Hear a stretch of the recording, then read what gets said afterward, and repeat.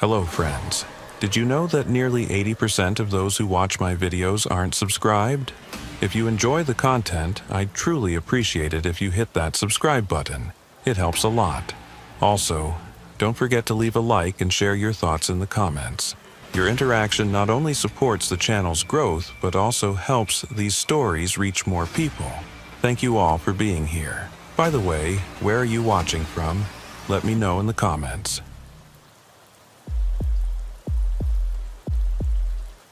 The stretch of US 281 between Falfurrias and Alice is about as empty as Texas gets. Mesquite scrub on both sides, heat shimmer rising off black asphalt, and maybe one car every 20 minutes if you're lucky.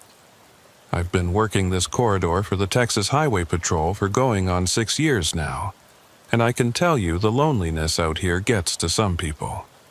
Not me, though. I like the quiet. Gives you time to think. My name's Reeves Mallory, and on the night this happened, I was running a standard patrol shift. 3 in the morning, dead of summer, temperature still hovering around 90 even with the sun long gone. The air conditioning in my cruiser was working overtime, and I had the radio turned down low, just static, and the occasional call from dispatch that wasn't meant for me. Nina Hargrove was on tonight, her voice calm and professional like always, directing units to accidents and speeders and domestic disturbances in towns I'd never visit. I'd pulled over twice already that shift. Once for a cattle truck doing 70 in a 65, gave the driver a warning because his manifest was clean, and he seemed genuinely apologetic. Second time for a sedan with a busted taillight, young couple heading to Corpus Christi for a wedding. Fixed the light for them with some tape I keep in my trunk. Sent them on their way. Simple stuff. The kind of night where nothing much happens, and you're grateful for it. Around 3:15, I saw headlights coming south. Old pickup truck, moving slow, right at the speed limit. I clocked it at 64 in a 65 zone, which immediately struck me as odd. Nobody drives that carefully out here unless they're drunk or hauling something they shouldn't be. I pulled out from the shoulder and fell in behind it. The truck was ancient, looked like a mid-70s Chevy, primer gray with rust eating through the wheel wells. Texas plates, but from this distance I couldn't make out the numbers. It wasn't weaving, wasn't showing any signs of impaired driving, just maintaining that steady, careful speed. I ran the plates through the system. The computer took longer than usual to respond, and when it finally did, the screen showed something I'd never seen before. The plate came back registered to a 1974 Chevrolet C10, reported stolen in 2004, 20 years ago.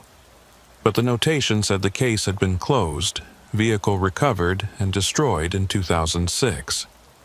So either someone had fabricated this plate, or the system had bad data. Or I was looking at a truck that shouldn't exist. I hit my lights. The pickup pulled over immediately, no hesitation, smooth and clean onto the shoulder like the driver had been expecting it. That should have been my first real warning sign. People don't pull over that perfectly unless they've done it a lot, and usually the people who've been pulled over a lot don't drive this carefully. I called it in. Dispatch. This is Mallory, mile marker 73 on 281, southbound. Running a traffic stop on a gray Chevy pickup. Plates showing some irregularities in the system. Nina's voice came back slightly distorted by static. Copy that, Mallory. What kind of irregularities? Plates registered to a vehicle reported stolen and destroyed 16 years ago. A pause. You want backup? I looked at the truck sitting there on the shoulder, hazard lights blinking steadily. One occupant visible, hands on the wheel where I could see them. Everything by the book. Negative. Probably just a data error. I'll sort it out. Be careful. I got out of my cruiser, one hand resting on my service weapon out of habit, and approached the driver's side. The window was already down. Inside, I could see a man, maybe mid-40s, wearing a faded denim shirt and a gimme cap from some feed store I didn't recognize, He had his license and registration ready, holding them out the window before I even asked. "Evening," I said. "License and registration." "Already got them for you, officer." His voice was flat, accentless. He handed over the documents. I took them, shined my flashlight on the license. Calton Red, address in Hebronville. The photo matched the face looking up at me. Date of birth put him at 46 years old. The registration showed the same plate number I'd run, same vehicle description, but the issue date was 1998, 26 years ago. "Mr. Red, your registration's pretty out of date here." He looked at me with an expression I couldn't quite read. Not confused, not scared, just blank. "Is it?" "Yeah, this was issued in 1998. You're supposed to renew these things." "Oh." He said it like I'd just told him his shoe was untied. No concern, no explanation, just acknowledgement. "Where are you headed tonight?" "South." "Whereabouts south?" "Just south." I felt the first prickle of unease. People usually have a destination. Even if they're lying, they make one up. But Calton Red just said south like that was answer enough. "You been drinking tonight, Mr. Red?" "No, sir." "Mind stepping out of the vehicle for me?" He complied immediately, moving with that same strange smoothness I'd noticed when he pulled over. He stood by the truck, hands visible, waiting. I walked him through a field sobriety test, had him walk a line, touch his nose, follow my finger with his eyes. He passed everything perfectly, too perfectly. His movements were mechanical, precise, like he was a robot programmed to pass a sobriety test. "Mr. Red, I'm going to need you to wait here while I check something." He nodded and stood there, not fidgeting, not looking nervous, just standing. I went back to my cruiser and called it in again. "Dispatch, Mallory, I need you to run a name for me. Calton Red, REDD, Texas DL." I read off the license number. Nina's voice came back after a minute. "Mallory, I'm showing Calton Red with that license number, but there's a flag on the file." "What kind of flag?" "Deceased. File shows he died in 2004. My hand tightened on the radio. "Say again?" "The license holder is listed as deceased. Date of death August 12th, 2004. I looked out my windshield at Calton Red standing beside his truck on the shoulder of US 281, very much not deceased. "Nina, I'm looking right at him." "I'm just telling you what the system shows." 20 years. The plate was reported stolen 20 years ago. Calton Red died 20 years ago. And yet here he was, standing on the side of the road with an expired registration from 1998, acting like none of this was unusual. I got out of my cruiser again, approached him slowly. "Mr. Red, the computer's showing some conflicting information about your license." "Okay." "It's showing you as deceased." He looked at me with those blank eyes. "Am I?" The way he said it, like he genuinely didn't know, made my skin crawl. "Mr. Red, what year is it?" He thought about that for a long moment. 2004. "No, sir, it's 2024. He processed that with no visible reaction, just nodded slightly, like I'd corrected him on something trivial. I didn't know what to do. This wasn't covered in any training I'd ever received. The man wasn't drunk, wasn't on drugs as far as I could tell, wasn't violent or threatening. He was just wrong. Fundamentally wrong in a way I couldn't articulate. "Mr. Red, I'm going to need you to come with me.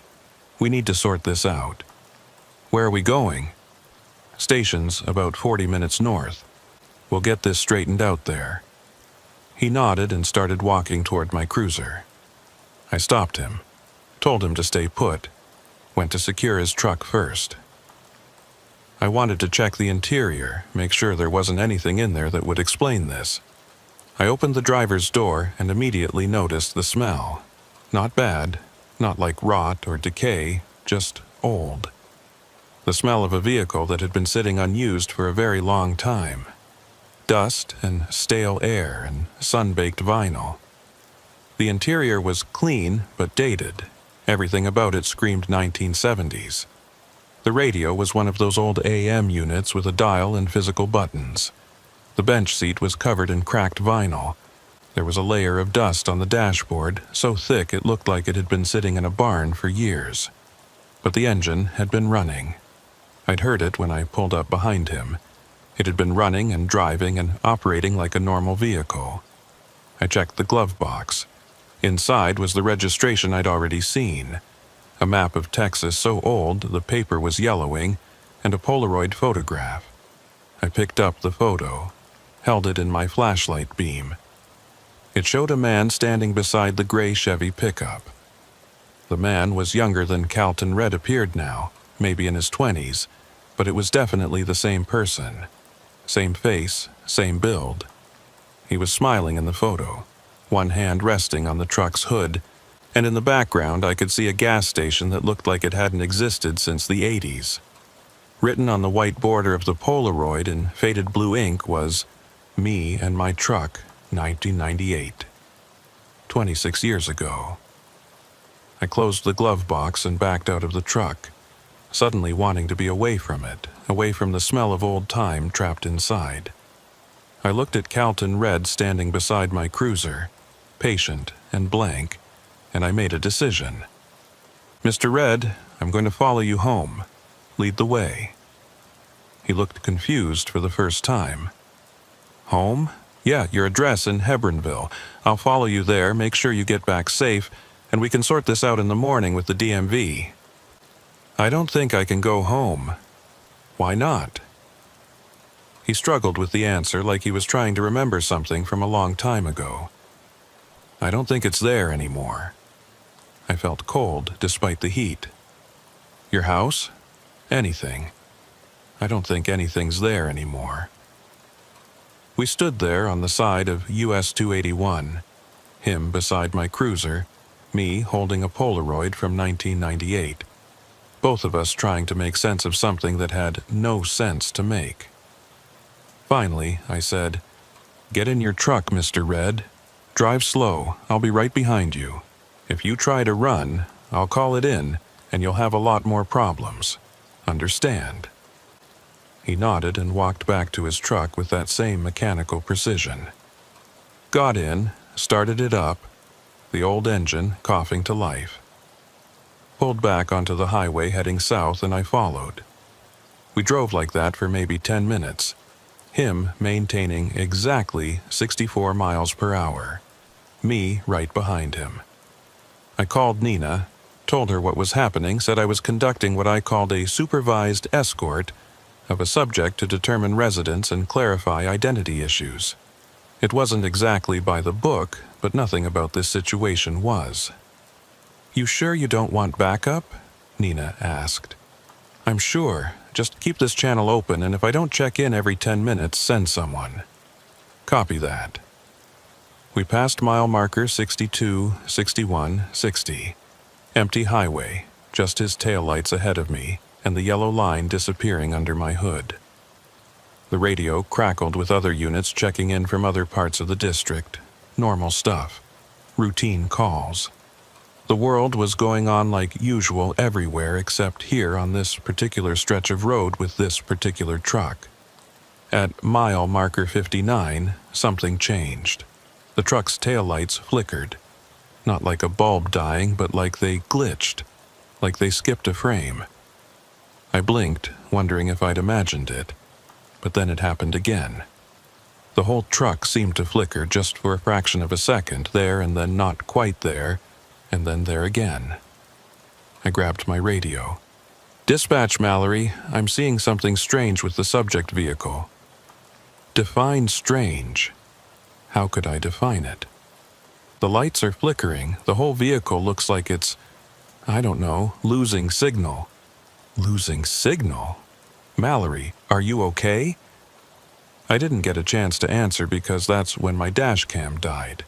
Just went black. No warning, no gradual failure.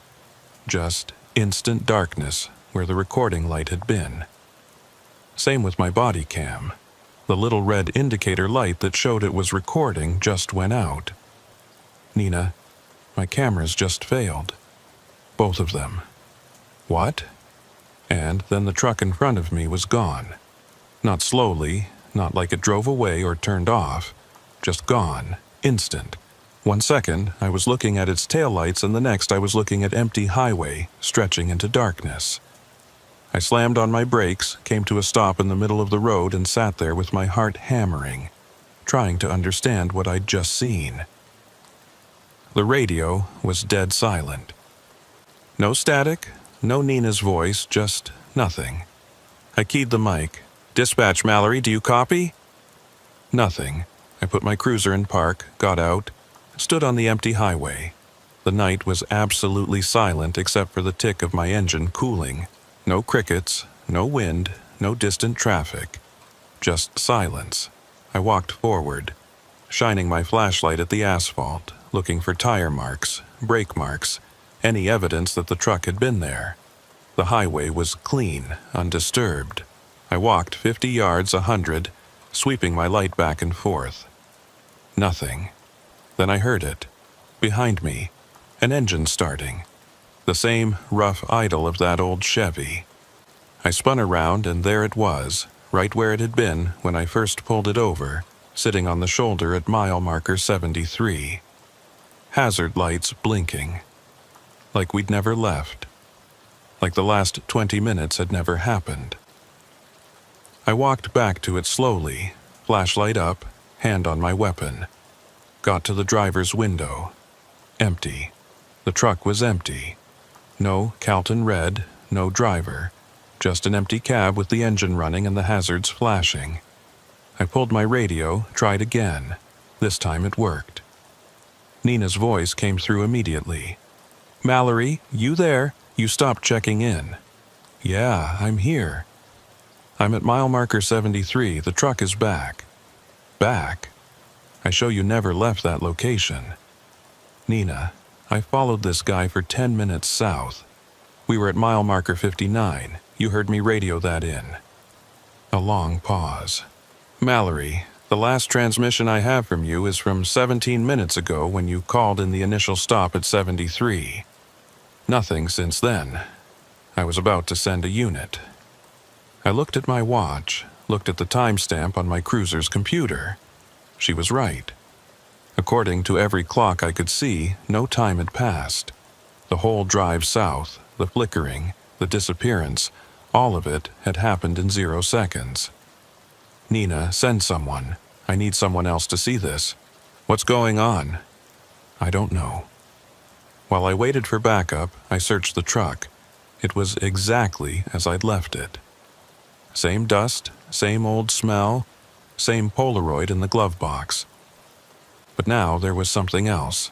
Sitting on the passenger seat was my flashlight. The one I'd been holding when I walked around the truck earlier. The one I currently had in my hand. I looked at the flashlight on the seat, looked at the one in my hand. Same model, same wear pattern, same scratches on the handle from where I'd dropped it 100 times. 2 identical flashlights, both mine, both existing at the same time. Backup arrived 20 minutes later. 2 units, 4 officers, including my supervisor. They documented everything, took photos, ran every check possible. The truck came back the same way, stolen in 2004, destroyed in 2006. The license plate was photographed and bagged as evidence. The Polaroid was cataloged. The duplicate flashlight was examined and confirmed to be identical to mine down to the serial number. The truck was impounded and towed to a forensics bay in Corpus Christi. I gave a statement that took 4 hours. Described everything. The drive south that didn't happen, the flickering, the disappearance, the impossible return. They didn't say I was lying, but I could see it in their eyes. They thought I'd fallen asleep at the wheel, dreamed the whole thing. But they couldn't explain the flashlight. Couldn't explain how there were now 2 of them, both real, both with my fingerprints, both showing the same history of use and wear. The body cam footage was checked. The SD card showed 17 minutes of recording from that night, starting when I pulled over the truck and ending exactly when Nina said my transmission stopped. 17 minutes of me approaching the vehicle, talking to Calton Red, checking his documents, calling it in. And then nothing. The file just ended, like someone had cut it with scissors. No corruption, no error, just a clean stop at a point that made no sense. The dash cam was the same. 17 minutes of footage showing the truck pull over, me get out, me approach, me return to my cruiser, and then nothing.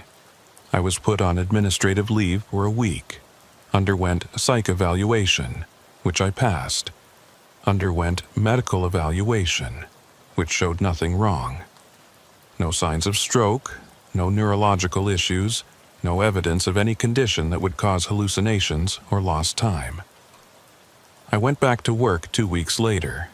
Different shift, different sector. They said it was routine rotation, but I knew better. They didn't want me on US 281 anymore. I never saw Calton Red again. The investigation into his identity went nowhere. The name existed in records, but the person was deceased, had been for 20 years. The truck was examined by every expert they could find. It was determined to be a genuine 1974 Chevrolet C10, showing wear consistent with 50 years of age. But the engine had no serial number. The VIN had been professionally removed. There was no way to trace where it had come from or who had owned it. Eventually, it was destroyed, crushed, and melted down. I watched them do it, wanted to make sure it was really gone. But even as I watched that old gray truck get fed into the crusher, I couldn't shake the feeling that it didn't matter. That somewhere on some dark highway, it was still out there, still being pulled over, still existing in that space between one moment and the next. I kept the duplicate flashlight. It sits in my gear bag now, right next to the original. Sometimes I take them both out and look at them, trying to find some difference, some sign that one is real and one isn't. But there is no difference. They're both real, both impossible. 3 months after it happened, I was working a day shift on Highway 77 when I got a call about an abandoned vehicle. Old pickup truck, gray, sitting on the shoulder with the engine running and nobody inside. I took the call, drove out there with my heart in my throat. It wasn't the same truck. This one was a Ford, newer, belonging to a rancher who'd walked away to check his fence line and left it running. Simple explanation. Nothing strange about it. But for those 5 minutes between getting the call and arriving on scene, I was back on US 281 at 3 in the morning, watching taillights flicker and disappear, feeling time fold in on itself. I still work for the Texas Highway Patrol, still pull over speeders and check licenses and write tickets, but I don't work nights anymore. Can't bring myself to do it. Because sometimes when I'm driving home after shift, when the sun's going down and the heat's still rising off the asphalt, I see them. Old trucks, mostly. Gray or primer-colored or rust-eaten, driving just under the speed limit, being too careful. And I let them pass. I watch them go, watch their taillights disappear into the distance, and I don't follow. Because some stops aren't meant to be made. Some vehicles aren't meant to be pulled over. And some moments in time don't want to be remembered, don't want to be recorded, don't want to exist anywhere except in that space between one heartbeat and the next where the cameras stop working and the radio goes dead, and you're alone with something that shouldn't be there but is. I still have the Polaroid. They let me keep it after the investigation closed. It's in my glove box now, that picture of young Calton Red standing beside his truck in 1998, smiling like he had his whole life ahead of him. Sometimes I look at it and wonder where he was going that night, where he'd been going for the last 20 years, driving the same stretch of highway over and over, stuck in some loop he couldn't break free from. And sometimes, late at night when I can't sleep, I wonder if he's still out there. Still driving south on US 281, hands at 10 and 2, speed exactly 64 in a 65 zone, waiting for someone to pull him over, to ask him where he's going, to tell him what year it really is. Still waiting for someone to help him find his way home. The FM roads in West Texas are a different kind of lonely. Not like the interstate where you've got other traffic, other people. Out here on the farm to market routes you can go hours without seeing another soul. Just you and the mesquite and the oil pumps nodding their heads like they're agreeing with something you can't hear. I'm Dane Huxley, been with the Texas Highway Patrol for 11 years now, working the territory between Fort Stockton and Marathon. It's mostly ranches and oil fields out here, population measured in single digits per square mile. The kind of place where everyone knows everyone, and strangers stick out like blood on white paint. It was October, that time of year when the heat finally breaks but hasn't quite let go. Still hitting 90 during the day, dropping to 60 at night. I was running patrol on FM 23.1, one of those roads that goes from nowhere to nowhere, connecting ranch gates and oil access points. Not much reason for anyone to be out here unless they lived here or worked here. Around 10 at night, I spotted the hazard lights. Quarter mile ahead, right side of the road, a dark sedan with its flashers going. Not moving, just sitting there. I slowed down, called it in. Dispatch Huxley, I've got a vehicle with hazards on FM 23.1 about 3 miles south of the junction. Running a check. The dispatcher was a guy named Morton, been doing this job longer than I'd been alive.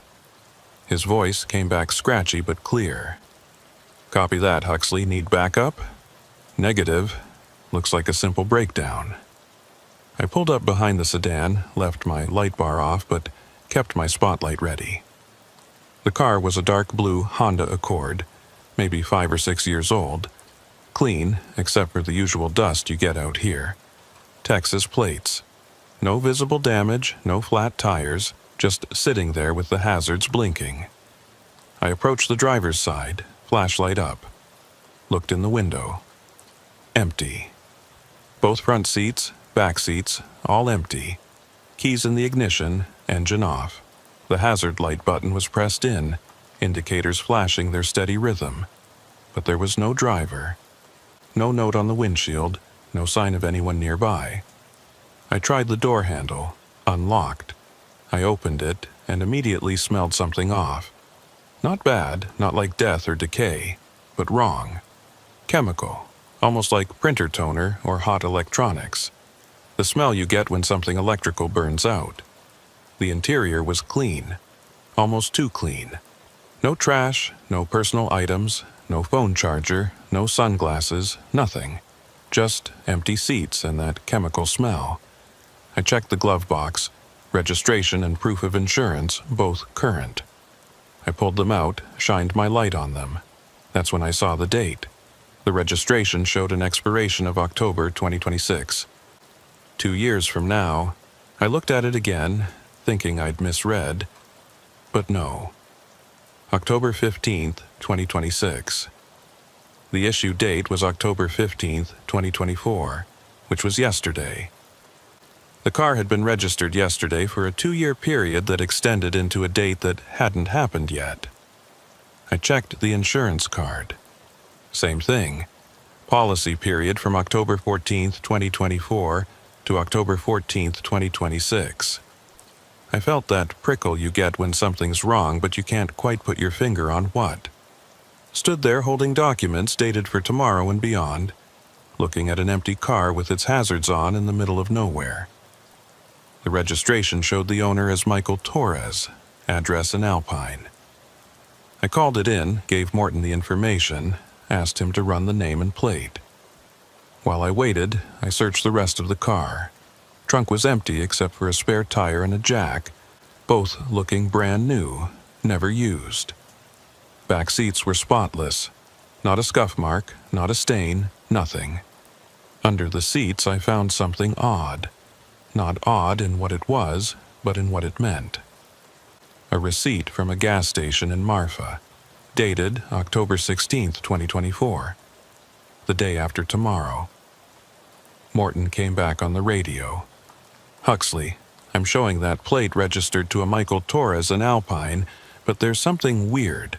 The registration was just filed. System shows it went through at 11:45 this morning." "What about the vehicle history?" "Nothing. This is the first registration for this VIN.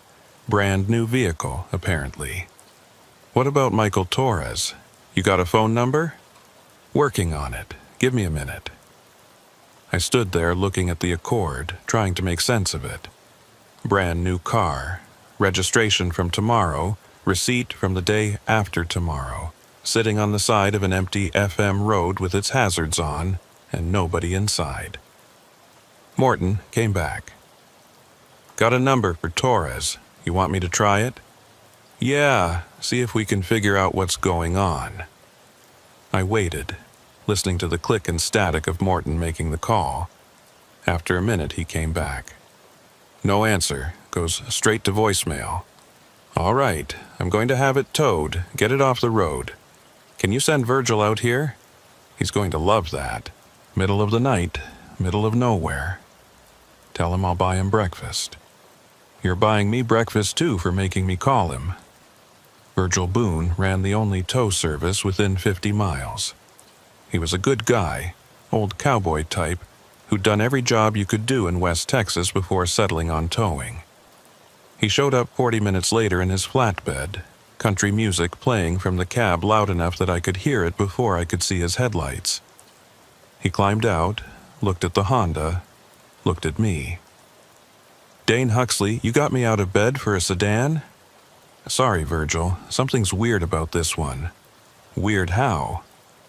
I showed him the registration, the receipt. Watched his expression change from annoyed to confused to concerned.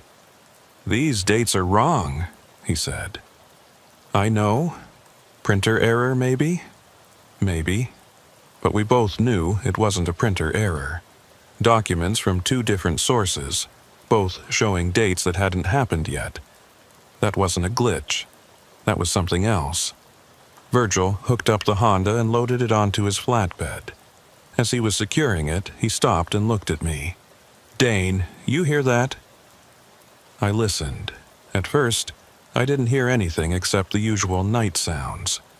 Wind through the mesquite, distant oil pump, Virgil's diesel engine idling. Then I caught it. A metallic sound, like a car door opening. The particular creak and click of a latch releasing. We both looked at the Honda. All doors were closed. We'd made sure of that before loading it. The sound came again. Definitely a car door. Opening and closing. But the Honda wasn't moving, wasn't showing any sign of activity. All four doors visibly shut. "That's not coming from the car," Virgil said quietly. "Where's it coming from?" He pointed into the darkness west of the road. "Out there." We stood there listening. The sound repeated every 30 seconds or so. Car door opening, car door closing. Too regular to be natural, too consistent to be coincidence. And always from the same direction, somewhere out in the dark desert. "Virgil, you ever hear anything like that out here?" He shook his head. "Never. And I've towed 100 cars from this road. Never heard nothing like that." We finished securing the Honda, and Virgil climbed back into his cab. "Where you want me to take it?" "Impound lot in Fort Stockton. I'll follow you." The drive back took about 40 minutes. The whole time I kept watching my mirrors, half expecting to see something following us. But the road behind stayed empty. At the impound lot, we unloaded the Honda, and I did one more thorough search. Found nothing new. Same clean interior. Same chemical smell. Same impossible dates on the documents. I locked it up, Told the lot attendant to keep it secure until we could track down the owner.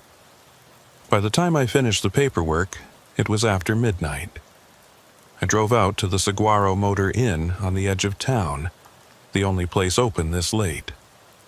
Elsie Moran was working the desk, reading a romance novel and looking bored. "Dane Huxley, what brings you in at this hour? Need to ask you something. You had anyone check in today driving a dark blue Honda Accord?" She thought about it. "Don't think so. We only had 3 check-ins today, 2 families and a salesman. The salesman was driving a Ford." "What about Michael Torres? That name mean anything?" "Nope. Why?" I told her about the car, the strange dates, the sounds in the desert. She listened with the kind of patient attention you develop after years of working night desk at a small-town motel, where everyone's got a story and most of them are strange. "You know what's weird?" she said when I finished. "About a week ago, I had a guy come in asking about that same stretch of FM 2315. Wanted to know if anyone had reported anything unusual out there." "What kind of unusual?" "He didn't say exactly, just unusual. He said he was a researcher, studying anomalies or something. I thought he was one of those UFO people we get sometimes." "You get his name?" She checked her logbook. "Here it is, checked on October 9th, checked out October 11th. Name was James Cordero, paid cash." "He say anything else?" "Just asked about the road. I told him there's nothing out there but ranch gates and oil equipment." He seemed disappointed. I thanked her and headed home, but I couldn't sleep. Kept thinking about those dates, about that sound in the darkness, about a car sitting on the side of the road with its hazards on and nobody inside. The next morning, I went back to the impound lot. Wanted another look at the Honda in daylight. The attendant let me in, and I walked over to where we'd parked it. The car was exactly as I'd left it. Same position, same everything. I looked through the windows, confirmed it was still empty, still clean, still showing no signs of ever being used. Then I saw something I'd missed before. On the passenger seat, partially hidden by the shadow of the headrest, was a phone. I tried the doors, still unlocked, same as last night. Reached in and grabbed the phone. It was an iPhone, newer model, screen cracked across one corner. I pressed the power button. The screen lit up, showing a lock screen with a photo of a man standing in front of a desert landscape. The timestamp in the corner showed 3:47 p.m., October 16th, 2024, the day after tomorrow. I tried to unlock it, but it needed a passcode. I bagged it as evidence, logged it, took it back to my vehicle. Called Morton. Asked him to contact Apple, see if we could get into it with a warrant based on the abandoned vehicle. That process took 3 days. By the time we got into the phone, it was October 17th. The dates on the registration had passed. We were now in the future those documents had been describing. The phone belonged to Michael Torres, confirmed by the data inside. The last messages showed a conversation with someone named Elena, dated October 16th. Just 2 days ago from our current perspective, but when I'd found the phone, that date had been in the future. The messages were strange. Elena asking where he was, Michael saying he didn't know, that something had happened to his car, that he was trying to figure out where he'd ended up. The last message from Michael, sent at 9:23 p.m. on October 16th, said, "The dates are all wrong. My phone says October 16th, but that hasn't happened yet. I'm still on 23:15, but everything's different." Elena's response sent 30 seconds later. "Michael, this isn't funny. Where are you? I'm calling the police." No messages after that. I put out a missing persons report for Michael Torres. Got his photo from the DMV, sent it to every department in a 100-mile radius. Asked Alpine PD to check his residence. They found his apartment empty. No signs of struggle, no indication he'd packed for a trip, but no Michael Torres. His car, according to his apartment manager, was a dark blue Honda Accord. He'd left in it 3 days ago, on October 14th, said he was going for a drive to clear his head. That was the last anyone saw of him. Over the next week, I went back to FM 2315 3 times. Drove the full length of the road, stopped at every ranch gate, talked to every worker I could find. Nobody had seen Michael Torres. Nobody had seen his car before I found it. Nobody had heard anything unusual, but on my third trip, I heard it again. That sound. Car door opening and closing. It was around 10 at night, about the same time I'd found the Honda. I was stopped at the same spot, and there it was. That metallic creak and click, coming from somewhere west of the road. This time, I decided to check it out. I grabbed my spotlight and my service weapon and headed into the desert, following the sound. The terrain out there is rough. Rocky soil, scattered mesquite, patches of prickly pear cactus. I walked for about 10 minutes, sweeping the spotlight back and forth. The sound kept repeating, always ahead of me, always just out of sight. Then I saw it. Not a car, not anything I could identify. Just a shimmer in the air, like heat distortion. Except it was night and cool. The shimmer was roughly car-sized, roughly car-shaped, and every 30 seconds or so, I'd hear that door sound, and the shimmer would pulse, would intensify for just a moment before settling back. I approached slowly, weapon up, not sure what I was dealing with.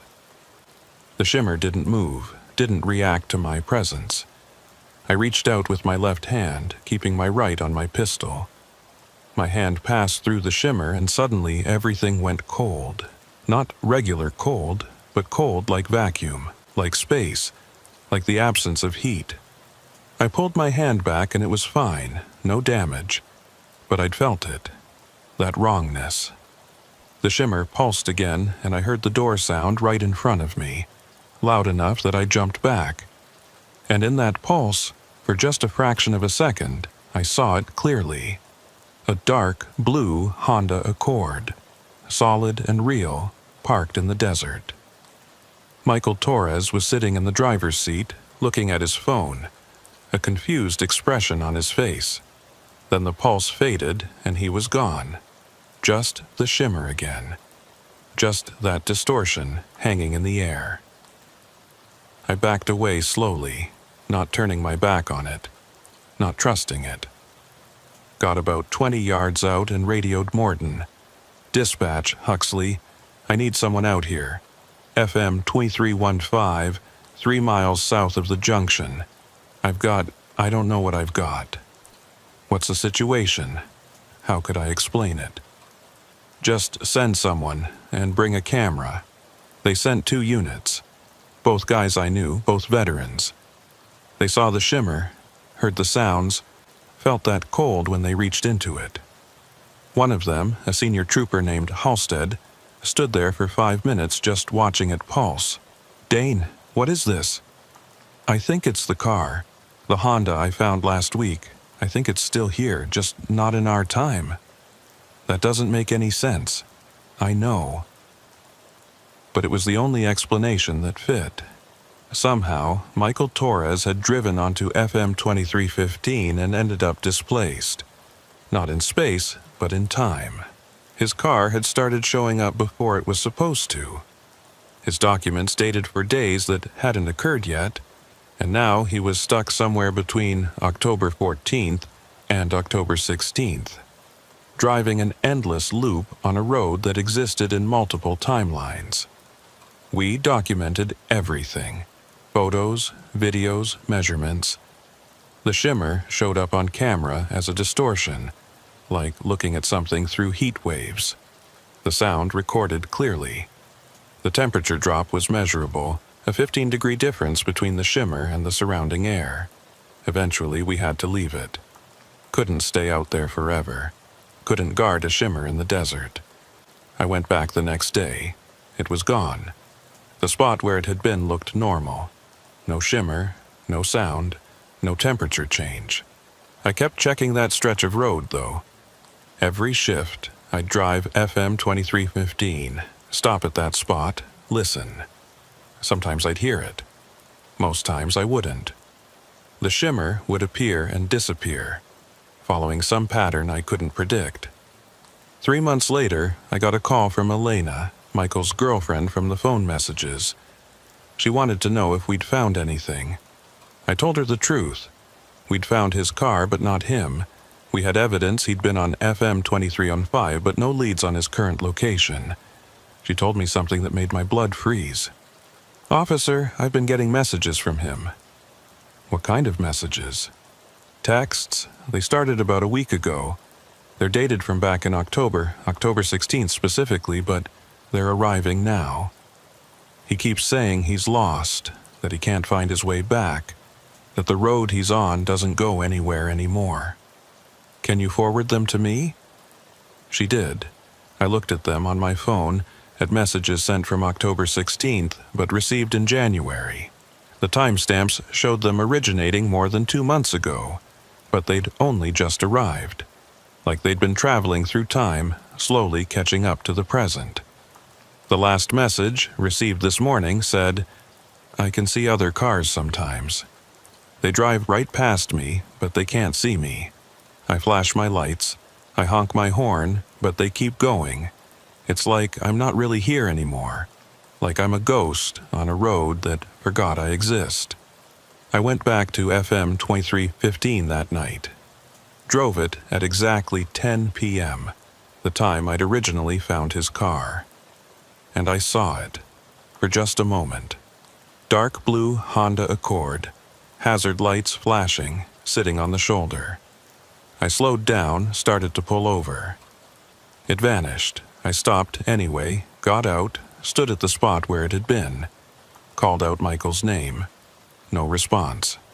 Just wind and darkness, and the sound, faint now, of a car door opening and closing somewhere in the distance.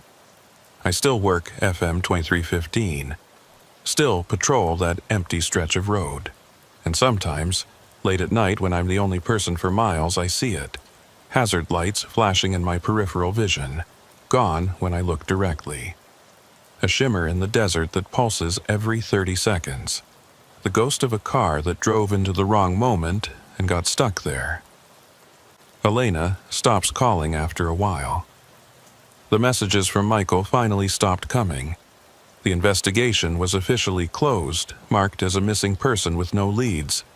But I know where he is.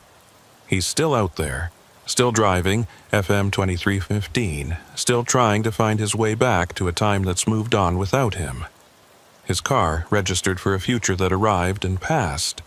His documents dated for days that came and went while he remained trapped in that space between October 14th and October 16th. And every time I drive that road, I look for him. I watch for hazard lights. Listen for that metallic door sound. Feel for that cold that means he's nearby but unreachable. Because maybe one day, the timing will line up. Maybe one day he'll flicker into existence at exactly the right moment and I'll be there to pull him back. But I don't think that day's coming. I think some roads don't lead anywhere anymore. Some dates don't arrive when they're supposed to. And some people slip through the cracks in time and can't find their way home. I keep his phone in my glove box. Can't bring myself to turn it in as evidence or give it back to Elena. Sometimes I look at that cracked screen, at the last messages he sent, and I wonder what he's seeing right now. If he's still confused, still trying to understand why October 16th never ends. If he knows he's been driving for months in a time period that only lasted 3 days. If he knows that everyone's moved on while he's still stuck there, still turning his hazard lights on, still waiting for someone to stop and help him, still waiting for someone to see him. The thing about FM roads in the Big Bend region is they're not really meant for through traffic. They connect ranches to other ranches, oil wells to county roads. tiny communities to slightly less tiny communities. If you're on one and you're not local, you're either lost or running from something. Names: Tavin O'Shea. I've worked this territory for the Texas Highway Patrol for 8 years, based out of a station so small it's basically a trailer with a flag. My patrol area covers about 3,000 square miles of desert, mountains, and whole lot of nothing. On a busy night, I might respond to 2 calls. On a quiet night, I drive 400 miles and never see another human being. It was February, cold for West Texas. Temperature was dropping into the 40s at night, which doesn't sound bad until you're standing outside in wind that's come straight across 100 miles of open desert with nothing to slow it down. I was working a late shift, 9 p.m. to 5 a.m., patrolling FM 169, a stretch of road that runs through the absolute middle of nowhere between Marathon and Sanderson. Around 11:30, my radio crackled to life.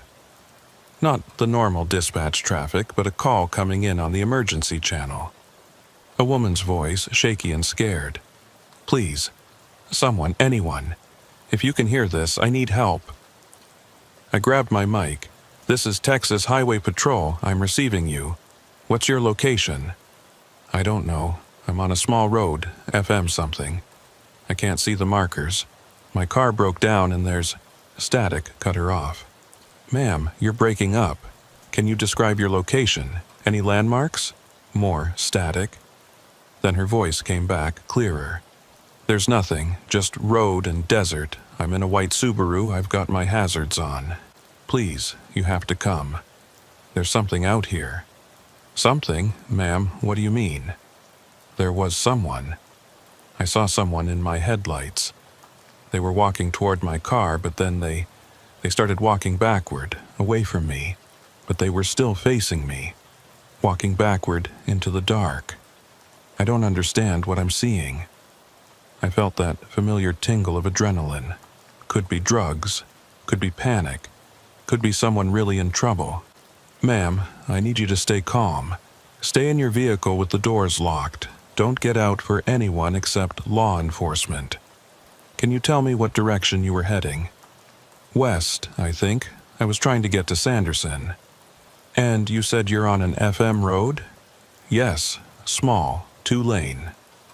That described about 40 different roads in my patrol area. I called it into dispatch, asked for any other units in the region. The response came back negative. Nearest backup was a Pecos County deputy named Macklin Drury, and he was 70 miles north. "Ma'am, I'm going to find you. Keep your phone on, keep this channel open. What's your name?"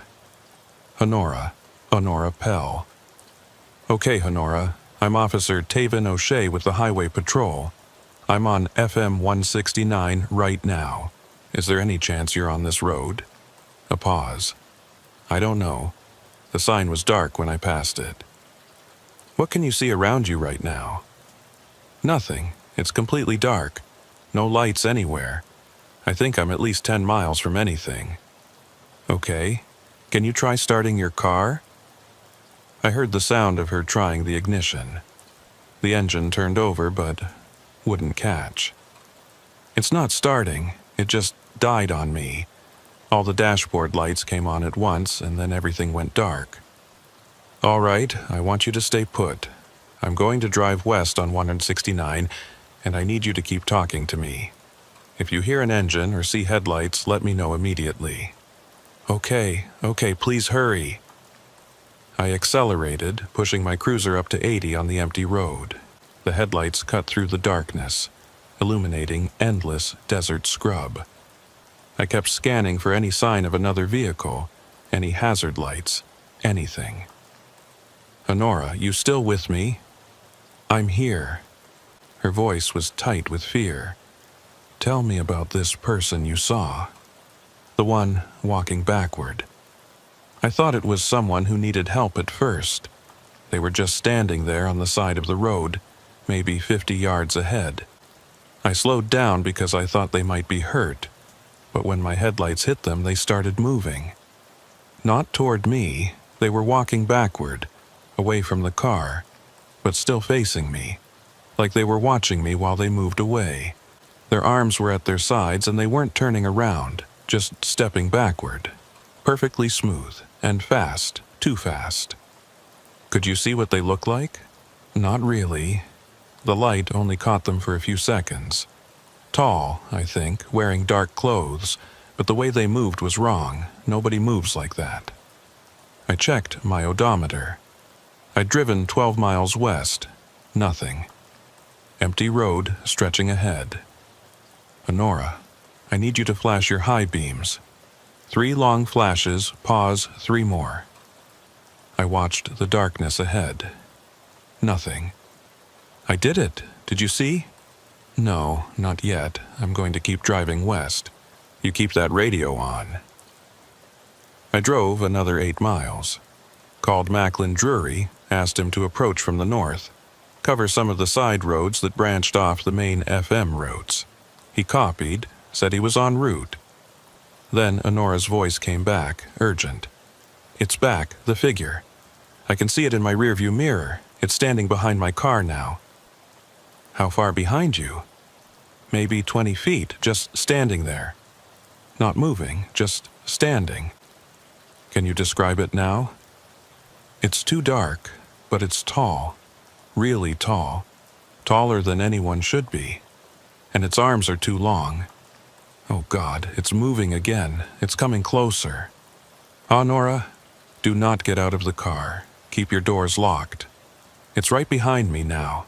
Right behind the car. I can't see it in the mirror anymore because it's too close. I pushed the cruiser harder. 90 now. Dangerous on these roads, but I didn't care. Honora, talk to me. What's happening? It's at my driver's side window. I can hear it. It's touching the glass. Oh God, what does it want? Don't look at it. Keep your eyes forward. I'm coming. It's tapping on the window. Soft. Like it wants me to look. But I'm not going to look. I'm not. The radio went dead. Honora, respond. Nothing. Just static. I grabbed my radio, called dispatch. I've lost contact with the caller. Last reported position somewhere west of my current location on FM 169 or connecting roads. Subject reported a suspicious person approaching her vehicle. I need all available units. Dispatch confirmed. Started mobilizing what little they could. Out here, that meant Macklin and maybe a border patrol unit if we got lucky. I drove until FM 169 ended at a T-junction with another farm road. Stopped, looked both ways. Nothing. No white Subaru, no hazard lights, no sign of anyone. I took the right branch, headed north, scanning constantly. 5 miles up, I saw something on the shoulder. Tire tracks. Fresh, leading off the road into the desert. I stopped, got out with my spotlight. The tracks were clear in the dirt. 2 parallel lines heading west into the scrub. But they looked wrong. They weren't straight. They curved and looped, like the car had been swerving, like the driver had been trying to avoid something. I followed them on foot, spotlight sweeping the darkness.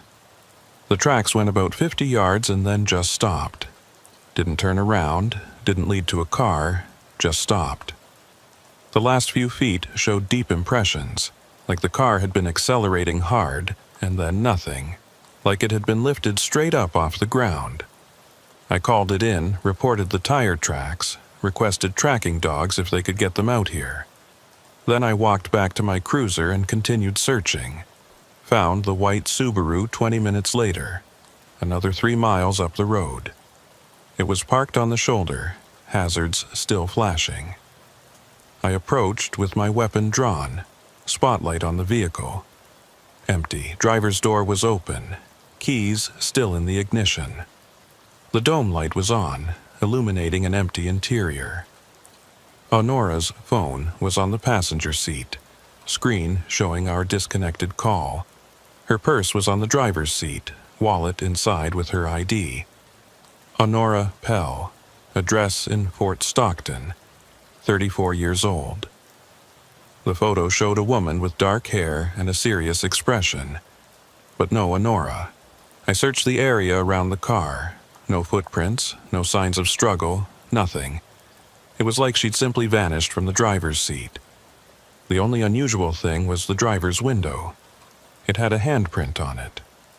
A large handprint, bigger than mine, pressed against the glass from the outside. The fingers were too long, stretched out like they'd been pulled. I photographed it, called it in, secured the scene. Macklin arrived 40 minutes later with a deputy from Terrell County. We conducted a grid search of the surrounding area, found nothing. When the sun came up, we searched again. That's when we found the tire tracks. Not from the Subaru, but from earlier. The same tracks I'd followed before, the ones that had stopped in the middle of nowhere. In daylight, we could see them more clearly. They weren't normal tire tracks. The pattern was too regular, too perfect, and the way they ended was impossible. The tracks curved back on themselves, forming a tight loop. The last few impressions overlapping the first ones, like the car had driven in a circle and then somehow folded in on itself. Macklin stood there looking at them with an expression I'd never seen on him before. He'd been doing this job for 20 years, seen plenty of strange things in the desert. This was different. Taven, this doesn't make any physical sense. I know. A car can't leave tracks like this. The physics don't work. We brought in a tracking specialist from Alpine. He looked at the tracks, took measurements, photographs, soil samples. His report concluded that the tracks were genuine, made by a vehicle matching the Subaru's tires, but that the pattern was inconsistent with normal driving behavior. The loopback formation suggested the vehicle had somehow traveled in two directions simultaneously, or had repeated the same path multiple times while only leaving one set of tracks. His recommendation was to check for drugs or medical emergency. Maybe Honora had been hallucinating, driven erratically, crashed or wandered off into the desert in a confused state. But that didn't explain the handprint, didn't explain the radio call I'd heard, her describing something walking backward, didn't explain why her car was 3 miles from where those impossible tracks ended. The search continued for 3 days. Helicopters, ground teams, dogs. We covered 100 square miles, found nothing. No body, no clothing, no sign of Honora Pell anywhere. Her family came down from Fort Stockton. I had to tell them I'd heard her voice, had been driving to reach her, but lost contact. Her mother asked me what Honora had said about the figure, about the things she'd seen. I told her the truth. That Honora had described someone walking backward, moving in a way that wasn't natural. Her mother's face went pale. She told me that when Honora was 7 years old, she'd woken up one night screaming, said there was someone in her room, someone tall, standing in the corner, watching her. They'd dismissed it as a nightmare. Kids have bad dreams. But Honora had described the same thing. A figure that moved wrong, arms too long, watching but not approaching. Until it did approach. That had been 27 years ago. The family had moved to 3 different houses after that, hoping to leave the nightmares behind. Eventually, Honora had stopped talking about it, stopped seeing it. Grew up, got a job, lived a normal life. Until one night on a dark FM road in West Texas, it came back. I still patrol those roads, still drive FM 169 and the dozens of farm roads that branch off into the desert. And sometimes, late at night, I see them, tire tracks on the shoulder, forming impossible loops, folding back on themselves. I stop, I photograph them, I report them. They're always there when I find them, and always gone by morning, smoothed over like they'd never existed. And twice now, I've gotten calls on the emergency channel. Different women, different locations, but the same story. Car broke down. Something in the headlights walking backward, moving wrong. Both times, I drove hard trying to reach them. Both times I lost contact before I got there. Both times I found their cars empty, doors open, phones on the seat, wallets in their purses, everything except the person. And at each scene, that handprint on the window. Too large, fingers too long, pressed against the glass from the outside.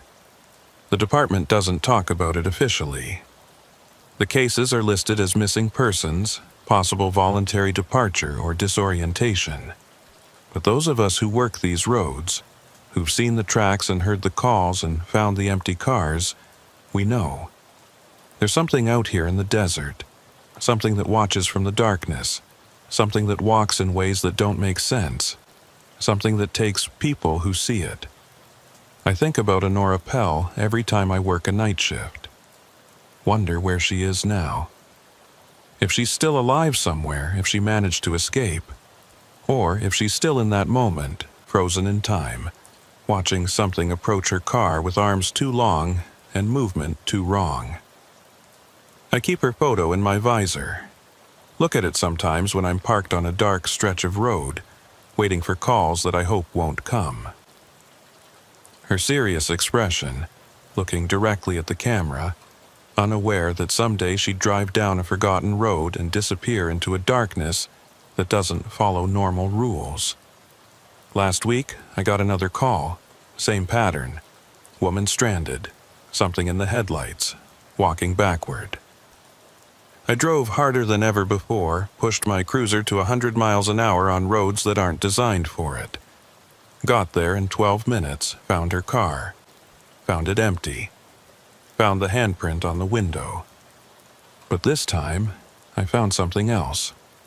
Footprints in the dust beside the car. Not the woman's. These were too large, the stride too long. They led away from the car into the desert. Each print spaced impossibly far apart. I followed them for 100 yards. They didn't waver, didn't curve, just headed straight out into the empty land. And then they changed. The impressions got lighter, shallower, like whatever was making them was getting lighter. The last few prints barely registered, just the faintest depressions in the soil. Then, nothing. I stood there in the darkness, spotlight in hand, looking at footprints that ended in the middle of nowhere, looking at tracks that led from a woman's abandoned car to nowhere, made by something that had walked away and then simply stopped being heavy enough to leave impressions. Something that had walked backward into the dark, carrying something or someone with it, until it stopped touching the ground entirely. I still work these roads, still answer calls, still search for people who vanish in the night. But now I know what I'm looking for, and I know I'll never find them, because they're not missing.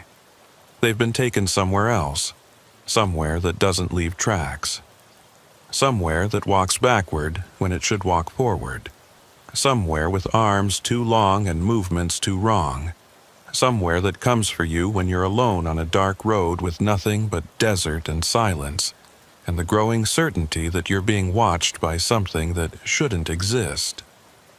And when it comes, when you see it in your headlights walking backward away from you while still watching you, when you feel it tap on your window with fingers that are too long, you won't come back. None of them do. There are maybe 24 gas stations scattered across my patrol territory, and most of them close at 10, 11 at the latest. The one on Highway 90 between Del Rio and Comstock is the exception. It's supposed to be open 24 hours, serving the few night drivers and truckers who use this route. I say supposed to be because there's a difference between the lights being on and someone actually being there. I'm Cade Hollowell, Texas Highway Patrol, been working this sector for 9 years. I know every gas station, every rest stop, every patch of shoulder where people pull over. I know their hours, their owners, their quirks. The quick stop on Highway 90 is probably the most reliable one. Clean bathrooms, fresh coffee, and a guy named Briar Ellington who works the overnight shift and never complains about the isolation. It was early March, one of those nights where winter's trying to come back for one last round. Temperature had dropped to the 40s, wind was picking up, and the forecast was calling for possible freezing rain by morning. I'd been patrolling since 10 p.m., hadn't seen more than a handful of vehicles. A couple of border patrol trucks, one semi-hauling produce, a few passenger cars. Around 2:30 in the morning, I decided to stop at the quick stop. Wanted to grab some coffee, check in with Breyer, make sure everything was quiet. It was a routine stop, the kind I'd made hundreds of times before. The station sits by itself on a flat stretch of highway, surrounded by scrubland on all sides. The building is small, just the convenience store and 4 pumps under a canopy. There's a security light on a pole that illuminates the parking area, and the store windows glow with that familiar fluorescent brightness you see at every gas station everywhere. I pulled in, parked by the front door. Checked my watch, 2:47 a.m. The station looked normal, lights on, open sign glowing, no other vehicles around. I got out, stretched, headed for the door. Inside, the store was exactly as always. Rows of snacks and drinks, a coffee station in the back, a register counter with lottery tickets behind it. And behind the counter, Breyer Ellington, reading a paperback and looking half asleep. He glanced up when I came in.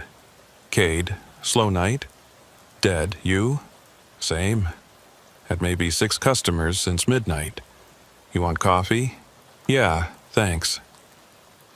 I walked to the coffee station, poured myself a cup, added cream. The clock on the wall above the coffee maker showed 2:51. I stood there for a minute, warming my hands on the cup, listening to the hum of the refrigeration units and the low murmur of a radio playing somewhere behind the counter. "You hear about the weather?" Breyer called from the register. "Supposed to freeze later." "Great. Love driving on ice." I paid for the coffee. We chatted about nothing important, and I headed back out to my cruiser. Checked my watch again, 2:58. The coffee break had taken about 10 minutes, which seemed right. I was about to pull out when I noticed something odd. There was another highway patrol vehicle parked at the far end of the lot, partially hidden in shadow. I hadn't seen it when I arrived.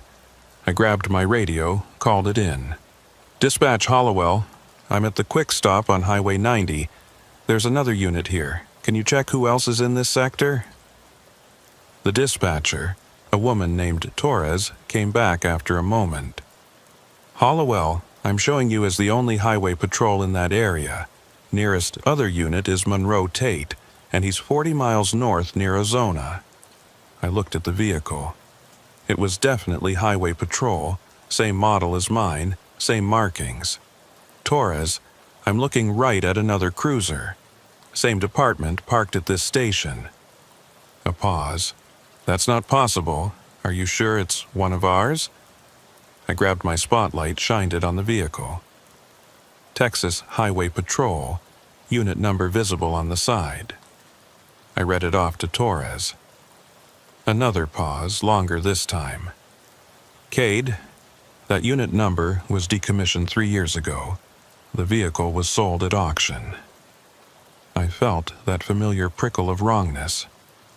"Torres, this vehicle is here. It's parked maybe 30 yards from me. I'm going to send Monroe your way. He's probably 20 minutes out." "Copy that." I got out of my cruiser, approached the mystery vehicle slowly. It was clean, well-maintained, looked like it was in active service. I looked in the windows, empty. No equipment, no paperwork, nothing. Just an empty cruiser that shouldn't exist. I tried the door handle, locked. I walked around it, checking for any signs of tampering or modification. Everything looked legitimate, right down to the department decals and the light bar on top. I was about to head back inside to ask Breyer if he'd seen when this vehicle arrived, when I noticed something. The security cameras. The quick stop had 3 of them. One covering the pumps, one covering the parking lot, one covering the register inside. All of them were positioned to record everything that happened at the station. I went back inside. Breyer was still behind the counter, still reading his book. "Breyer, you got a minute? I need to check your security footage." He looked up. "Something wrong?" "Maybe. There's another patrol car out there, and I'm trying to figure out when it arrived." He shrugged, came around the counter. There was a small office in the back with a monitor showing the camera feeds. He pulled up the recorded footage, scrolled back to when I'd arrived. "There," I said. 2:47. That's me pulling in." We watched the footage. I saw my cruiser enter the frame, park by the door, saw myself get out and walk inside. The timestamp showed 2:47:03. We watched it play forward. 3 minutes of me being inside the store, then me coming back out at 2:50:15. But there was no other vehicle in the frame. The lot was empty except for my cruiser. "Breyer, rewind to before I arrived. Go back an hour." He scrolled back and we watched the footage at double speed. From 1:45 to 2:45, the lot was completely empty. No vehicles came or went. Nothing. "Cade, I don't see another car." I looked at the current live feed on the monitor. It showed my cruiser parked by the door, and nothing else. The space where the mystery vehicle was parked showed as empty on the camera. "Breyer, come outside with me." We walked out together. I pointed at the patrol car. "You see that?" He followed my finger, looked at the space. "See what?" "The cruiser. Right there." He stared at the spot for a long moment. "Cade, there's nothing there." I looked at it. I could see it clearly. White with Texas Highway Patrol markings, unit number on the side, parked about 30 yards away. "Breyer, I'm looking right at it." "Man, you okay? You want to sit down?" I walked toward the vehicle and Breyer followed me. I reached out, put my hand on the hood. Solid, real, cold metal under my palm. "I'm touching it right now." Breyer stared at my hand, which from his perspective must have looked like it was resting on empty air. "Cade, seriously, you're freaking me out." I pulled out my phone, took a picture of the cruiser, looked at the image on my screen. The photo showed the parking lot, my hand extended, but no vehicle, just empty asphalt. This was wrong on a level I couldn't process. I could see it, touch it, but cameras couldn't capture it and Breyer couldn't see it. That's when I noticed the time on my phone, 2:58. I checked my watch. 2:58. I looked at the digital clock display on the cruiser's dashboard visible through the window. 2:58. "What time is it?" I asked Breyer. He checked his phone. "Almost 3, 2:58. I went back inside the store, looked at the clock above the coffee maker, 2:58. Every clock I could see showed the same time, 2:58 a.m., and they weren't moving. The seconds weren't ticking forward. We were stuck at 2:58. "Breyer, look at your phone, look at the seconds." He did. His expression changed. "It's not moving. Why isn't it moving?" We stood there watching his phone, watching the time stay frozen at 2:58 shum. No progression, no change, just stuck. Then I heard it. An engine starting. I looked outside. The mystery cruiser's lights were on now. Headlights cutting through the darkness. The engine was running. I could hear it clearly. "You hear that?" I asked Breyer. "Hear what?" I walked outside. The cruiser's exhaust was visible, white vapor in the cold air. The engine sound was distinct, the particular rumble of the Crown Vic engines we used. But Breyer couldn't hear it, couldn't see the exhaust, couldn't see the vehicle. I approached it again. As I got closer, I could see someone in the driver's seat. A figure in a highway patrol uniform facing forward. I couldn't make out details through the tinted window, but someone was definitely there. I knocked on the window. "Sir, I need you to step out of the vehicle." The figure didn't move, didn't respond. Just sat there, hands on the wheel, facing forward. I tried the door again. Still locked. I walked around to the passenger side, tried that door. Also locked. The figure inside never turned, never acknowledged my presence. Then, all at once, every clock started moving again. My watch ticked forward to 2:59. My phone updated to 2:59. The dashboard clock in the mystery cruiser advanced to 2:59, and the vehicle vanished. Not gradually, not like it drove away. Just gone. Instant. I was looking at it through the passenger window, seeing that figure behind the wheel, and then I was looking at empty air. Empty parking lot. No car, no engine sound, no exhaust vapor. I stood there with my hand still raised, ready to knock on a window that no longer existed. Briar came running out. "Cade, what the hell just happened? The time just jumped. My phone went from 2:58 to 2:59 all at once, like a whole minute just skipped. Did you see it? The cruiser? I saw you standing there with your hand up, like you were knocking on something, but there was nothing there." I pulled out my radio. "Dispatch, Hollowell, what time do you show?" Torres came back. "Showing 2:59 a.m. Why?" "What was the last time I checked in with you?" "Approximately 2:45 when you reported the suspicious vehicle. And since then? Nothing. You've been off radio for about 14 minutes. I looked at my watch. According to my perception, I'd been at the station for maybe 20 minutes total. But somehow, a full minute had disappeared, had been stuck at 2:58 while I'd been interacting with a vehicle that shouldn't exist. Monroe Tate arrived 15 minutes later.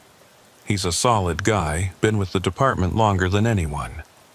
I told him everything, showed him where the cruiser had been parked. He listened without interrupting, which I appreciated.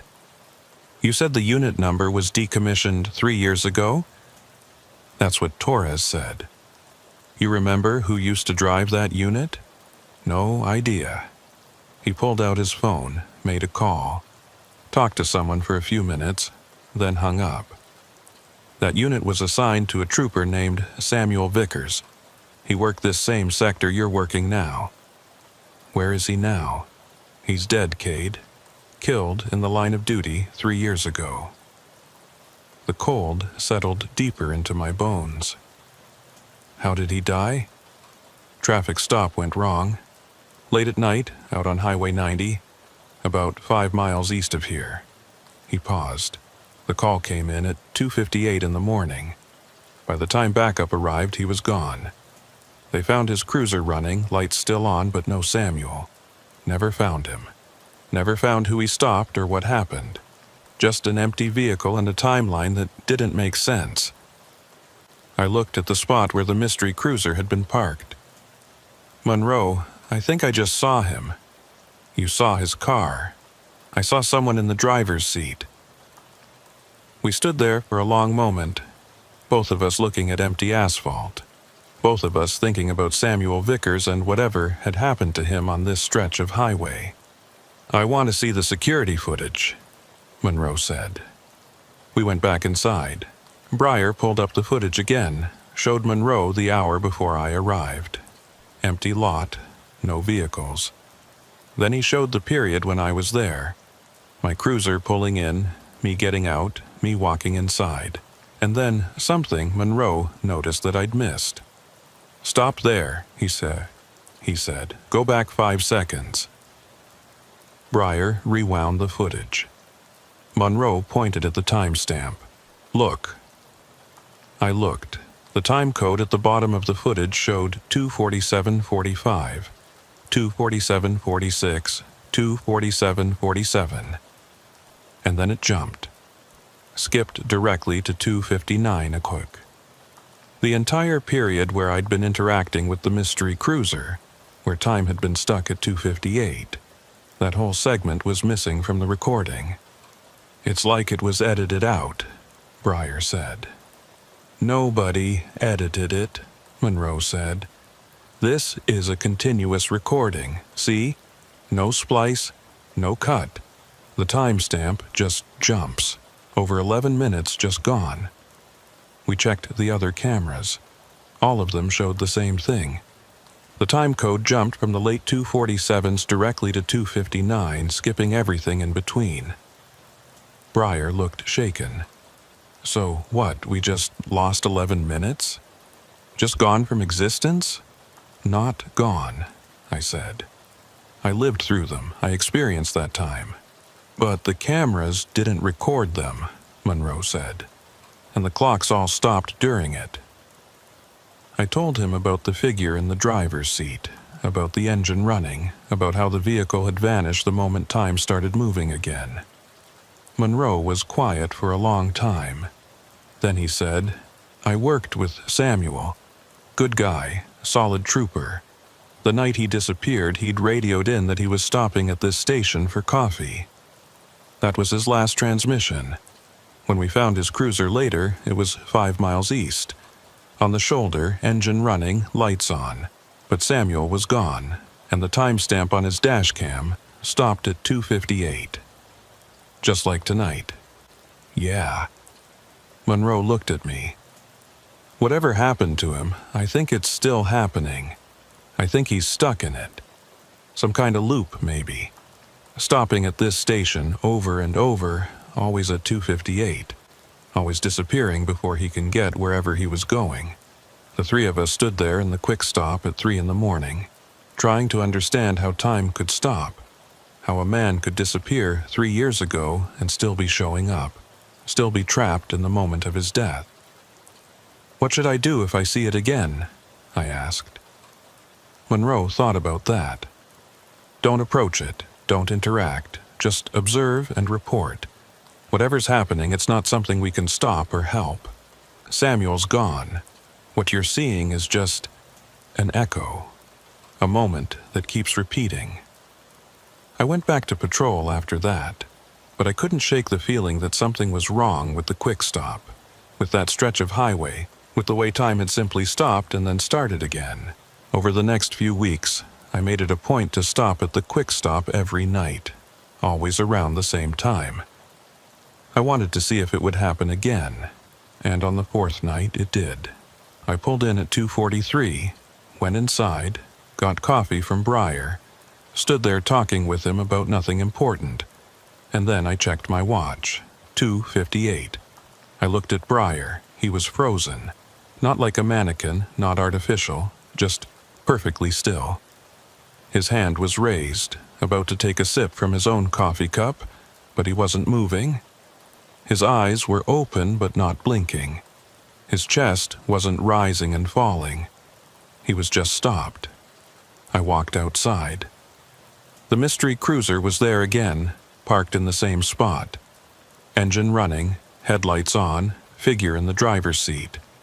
This time, I didn't approach it. I stood by my own vehicle and watched.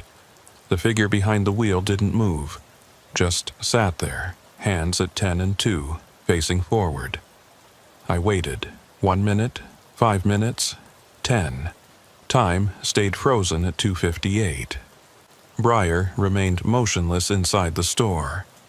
The only things moving in the entire world were me and whatever was in that cruiser. Then, after exactly 11 minutes, time jumped forward to 2:59. Breyer resumed moving mid-sip. The cruiser vanished, and everything went back to normal. I went back inside. "Breyer, did you notice anything just then?" He looked confused. "Notice what? Did time feel weird, like it skipped or stopped?" He thought about it. "No, why? What time do you think it is right now?" He checked his phone. 2:59, same as it was a second ago when I looked. "When did you last check?" "Just before you came back in, about 10 seconds ago." From his perspective, no time had passed. but I'd stood outside for 11 minutes, watching time stay frozen, watching Samuel Vickers' ghost sit in a vehicle that shouldn't exist. It's been 6 months since that first night. The phenomenon happens regularly now, always at the same time, always with the same pattern. Time stops at 2:58. The cruiser appears. For 11 minutes, I'm the only person in the world experiencing time. Then everything jumps forward to 2:59. The cruiser vanishes, and nobody but me remembers it happened. I've tried different things. I've tried opening the cruiser's door during those 11 minutes, still locked. I've tried taking photos, they all show empty parking lot. I've tried talking to the figure inside, no response. I've tried being somewhere else at 2:58, doesn't matter. I still experience the frozen time, still lose those 11 minutes, even though nothing unusual seems to happen when I'm not at the quick stop. The only constant is that somewhere at 2:58 a.m. every night, Samuel Vickers is still making that stop, still pulling into the quick stop, still sitting in his cruiser, waiting for time to move forward so he can continue his patrol. But time never moves for him. He's stuck there, trapped in that minute, living it over and over while the rest of the world moves on without him. I don't tell people about it anymore. Don't file reports. Don't try to explain. Because how do you explain that you're experiencing time that nobody else experiences? How do you prove that for 11 minutes every night you're the only person in the world who's still moving? I just keep making my stops, keep getting my coffee, keep watching the parking lot. And every night at 2:58 I see him, Samuel Vickers, sitting in a cruiser that was sold 3 years ago, waiting for a shift to end that will never end. And someday, maybe tomorrow, maybe a year from now, I'm afraid I'll stop at that station and time will freeze at 2:58, and when it moves forward, I won't move with it. I'll be the one behind the wheel, the one sitting there with hands at 10 and 2, facing forward, trapped in a moment that keeps repeating while the world goes on without me. That's what happened to Samuel. He stopped at the wrong time, in the wrong way, and got stuck. And every night at 2:58, time remembers what happened to him and tries to happen again. I still stop at the quick stop. I still get coffee from Breyer. I still check my watch as the minutes tick closer to 2:58. And I wait to see if tonight's the night I don't make it past 2:59. The fog comes off Lake Amistad at night and settles on Highway 277 like it's looking for a place to stay. Not regular fog, not the kind that burns off when the sun comes up. This is thick, damp fog that hangs in layers and moves against the wind. You learn to drive slow through it, trust your headlights less than you'd like, and hope that whatever's ahead of you has their taillights on. My name's Loman Devereaux. I've been with the Texas Highway Patrol for 14 years, the last 6 of them training new officers in this sector. My current partner is Shay Larimore, fresh out of the academy, eager and nervous in equal measure. Tonight was supposed to be a routine patrol, showing her the routes, the procedures, the reality of what this job looks like when it's 3 in the morning and you're on a highway that nobody needs to be on. It was mid-November, temperature in the low 50s, humidity making everything feel colder than it was. The fog had rolled in around midnight and showed no signs of clearing. We'd been driving for about 2 hours, hadn't seen more than a handful of vehicles when Shay pointed ahead. There's someone up there, driving really slow. I saw the taillights through the fog, red and hazy but definitely there. The vehicle was moving maybe 30 miles an hour in a 55 zone. I checked my speedometer, confirmed we were closing on them. Probably just being careful in the fog, I said. But we'll check it out. As we got closer, I could make out more details. Old sedan, American-made, maybe from the 80s. Dark color, hard to tell exactly what in the fog and darkness. It was drifting slightly, not quite holding its lane, the kind of driving that suggests either impairment or extreme old age. I hit my lights. The sedan didn't respond immediately, just kept its slow, steady pace. I added the siren, a short burst. Still nothing. "They're not pulling over," Shay said. "Give them a minute. Some people panic when they see lights, take a while to process what they should do." But after another mile of following with lights and siren, the sedan still hadn't pulled over, hadn't even slowed down. Just maintained that same 30-mile-an-hour pace, taillights glowing red through the fog. "Lohman, this isn't right." She was right. I pulled alongside, got close enough to see into the driver's window.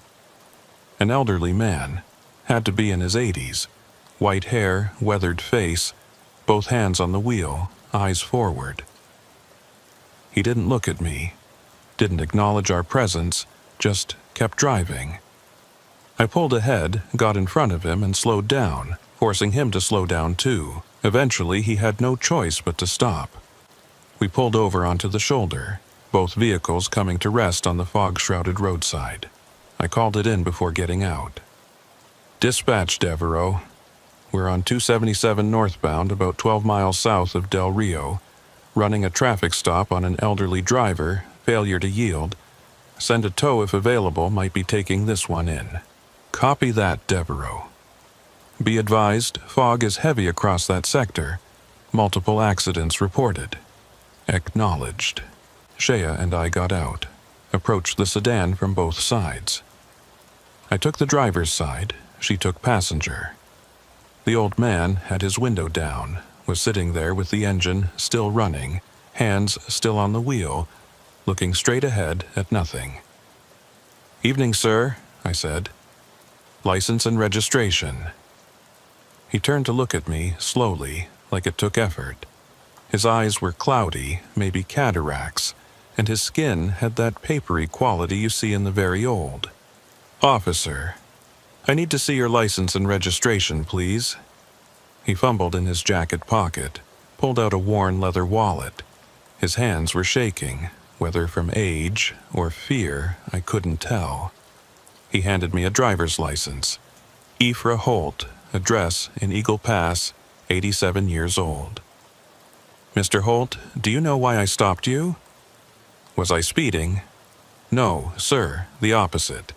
You were driving 30 in a 55 zone, and you didn't pull over when I signaled you with lights and siren."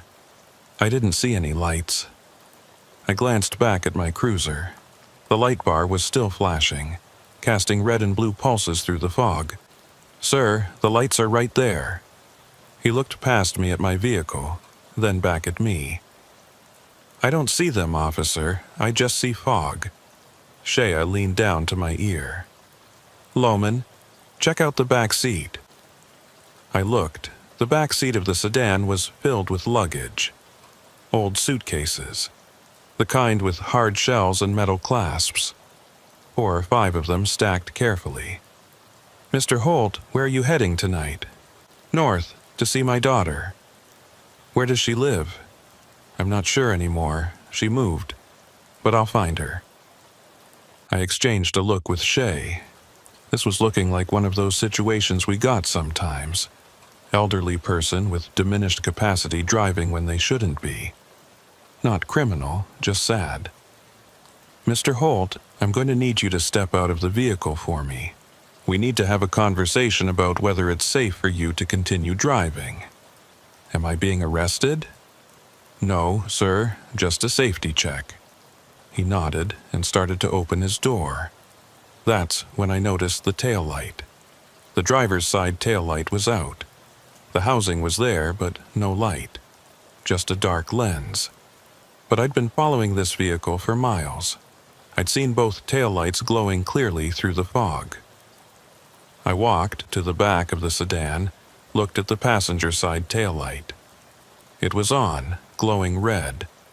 Looked at the driver's side, dark, no bulb. "Shay, come here." She came around. "What?" "Look at this taillight. Is it on or off?" She looked. "Off?" The bulb's out.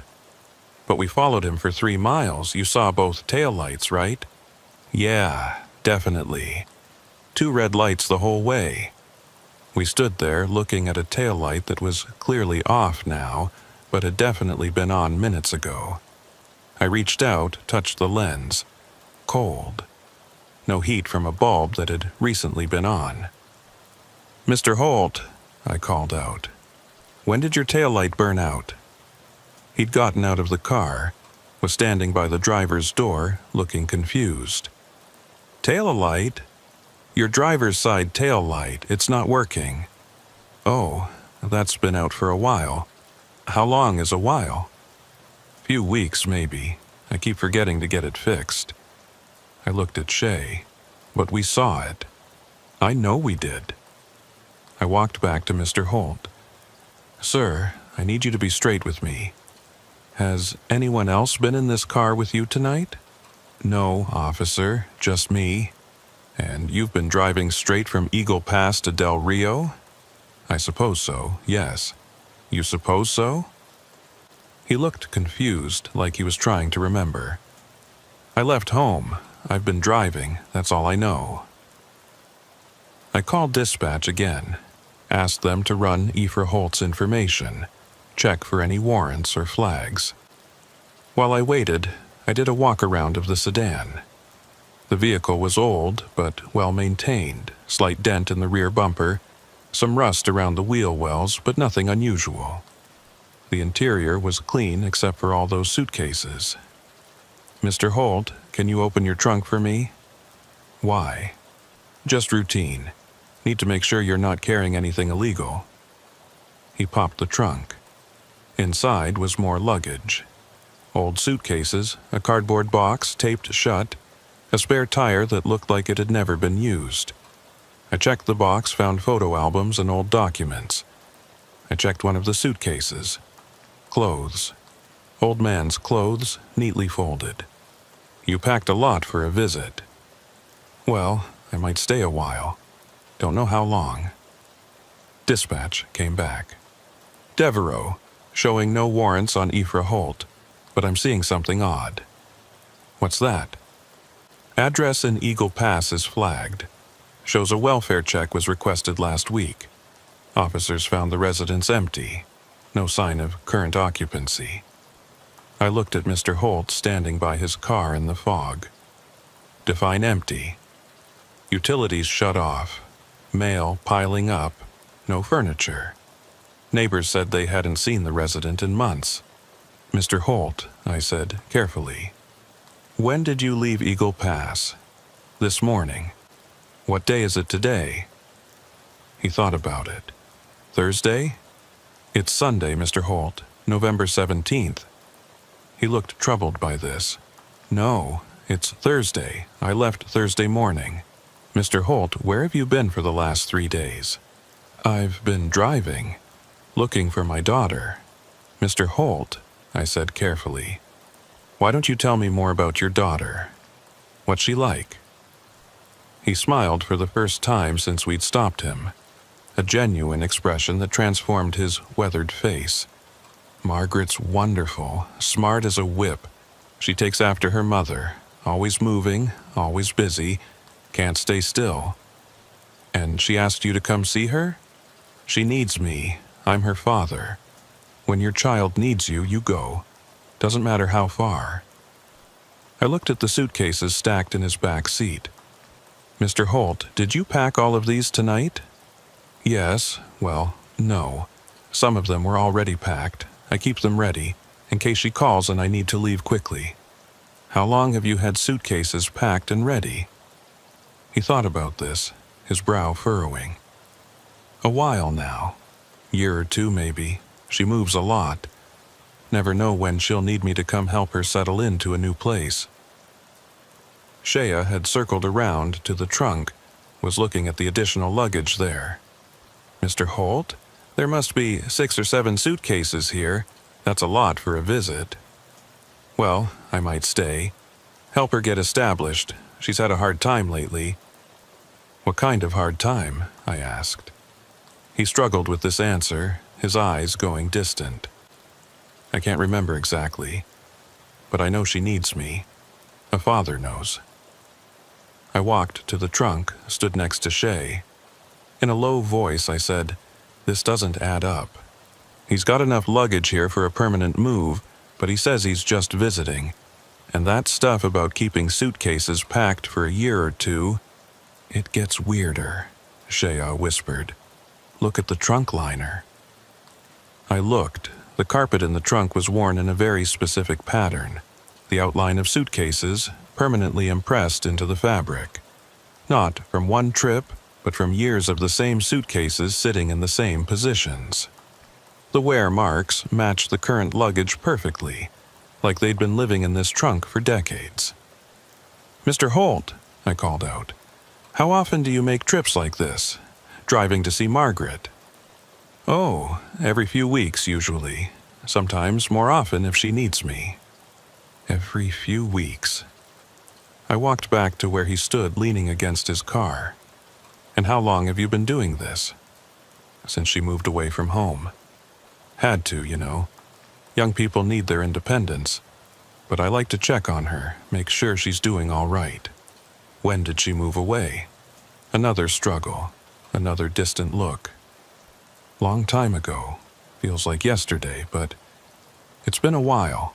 I pulled out my notepad. "Mr. Holt, I need you to give me Margaret's current address, the place you're trying to reach tonight." He opened his mouth to answer, then closed it. Opened it again. She's in Del Rio, I think. Or maybe it was Uvalde. She might have said Uvalde." "Which one, sir?" I'm not sure. But I'll know it when I get there. I always find her." "Always? You've made this trip before?" "Many times." "And you always find her?" His expression changed, became uncertain. "Well, no. Sometimes she's already moved by the time I arrive. But that's all right. I just keep driving. She'll call and tell me where she's gone." I felt a chill that had nothing to do with the temperature. "Mr. Holt, when was the last time you actually saw Margaret? Face to face?" He thought hard about this, really struggled with it. His hands were shaking more now, and I couldn't tell if it was age or emotion or fear. There was Christmas. We had Christmas together. This past Christmas? No, before that, the one before. 2 years ago? Maybe. Or 3. Time moves strange when you're old. But we had Christmas together, I remember that. She made ham, her mother's recipe. What about since then? Have you seen her since that Christmas? I must have. I drive to see her all the time. But do you remember actually seeing her? Talking to her in person? His face went through a series of expressions. Confusion, concentration, fear, and finally something like despair. I remember driving. I remember packing these suitcases and getting in the car and driving. I remember her addresses. She's lived in so many places. Del Rio, Uvalde, Bracketville, Eagle Pass, back to Del Rio. I go to the addresses she gives me, but what, Mr. Holt? She's never there. He said it quietly, like he was admitting something shameful. I get to the address and knock on the door, and strangers answer. They say they don't know any Margaret. They say I have the wrong house, so I drive to the next address. And the next, and she's never there. The fog seemed to close in tighter around us. I could hear it in the silence that followed his words, the weight of years of futile searching, of endless drives to nowhere. "Mr. Holt, when did Margaret give you these addresses?" "She calls, leaves messages. I write them down and I go. Do you still have the messages? Can I hear them?" "I don't. I think I erased them to make room for new ones." "And your phone? The one you said you left at home?" He patted his pockets again, that same confused gesture. I must have forgotten it. I forget things lately, more and more. Shaya had been watching this whole exchange with growing concern. Now she stepped forward. "Mr. Holt, I want you to think carefully about this. When was the last time you spoke to Margaret on the phone? Actually heard her voice? He opened his mouth immediately to answer, then stopped. The answer should have been easy, should have been right there. But it wasn't. I could see him searching for it, reaching for a memory that should exist but didn't. I talked to her all the time, he said finally, but there was no conviction in it. When? Shay pressed gently. Give me a specific time, a specific conversation. She calls when she moves, tells me her new address. And when did she last move? Recently. How recently?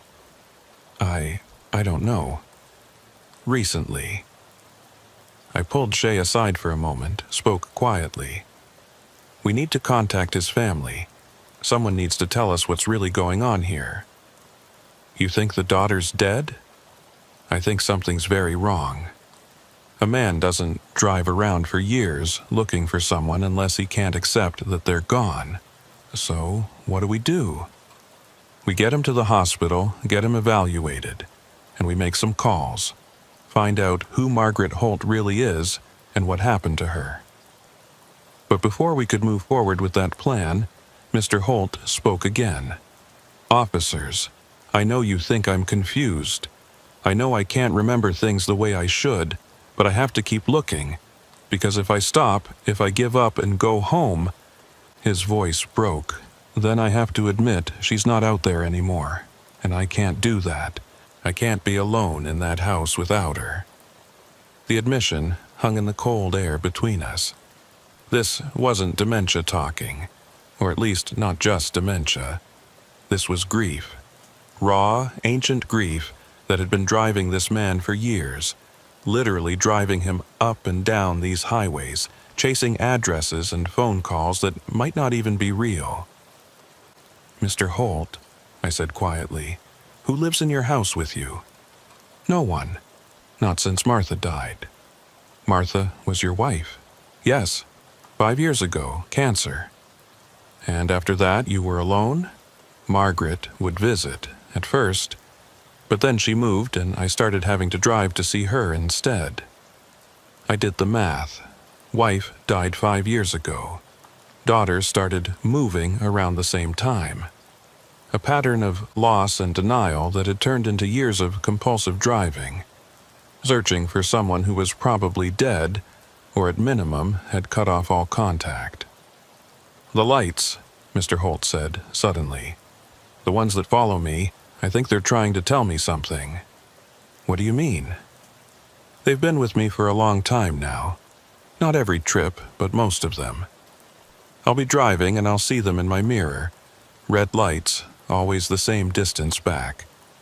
I used to think it was police or someone trying to pass. But they never get closer. Never pass.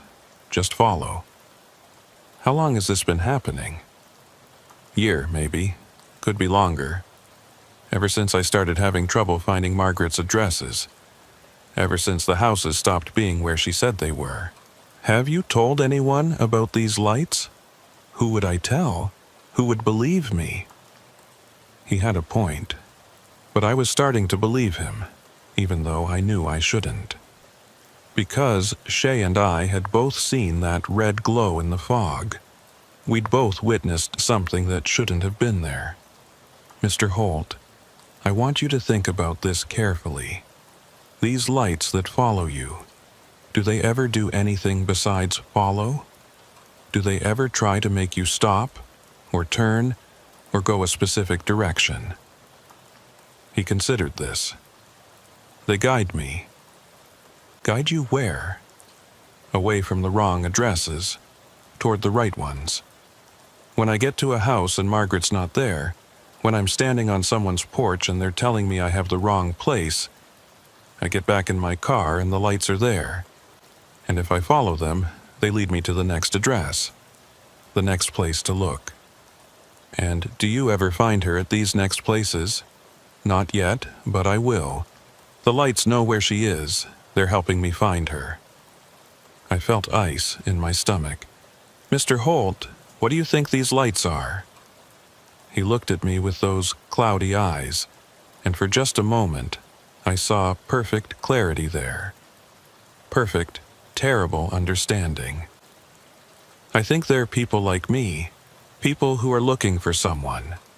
People who keep driving because if they stop, they have to face the truth, and the truth is too hard to face alone. Shay pulled me aside again. Loman, we need to get him help.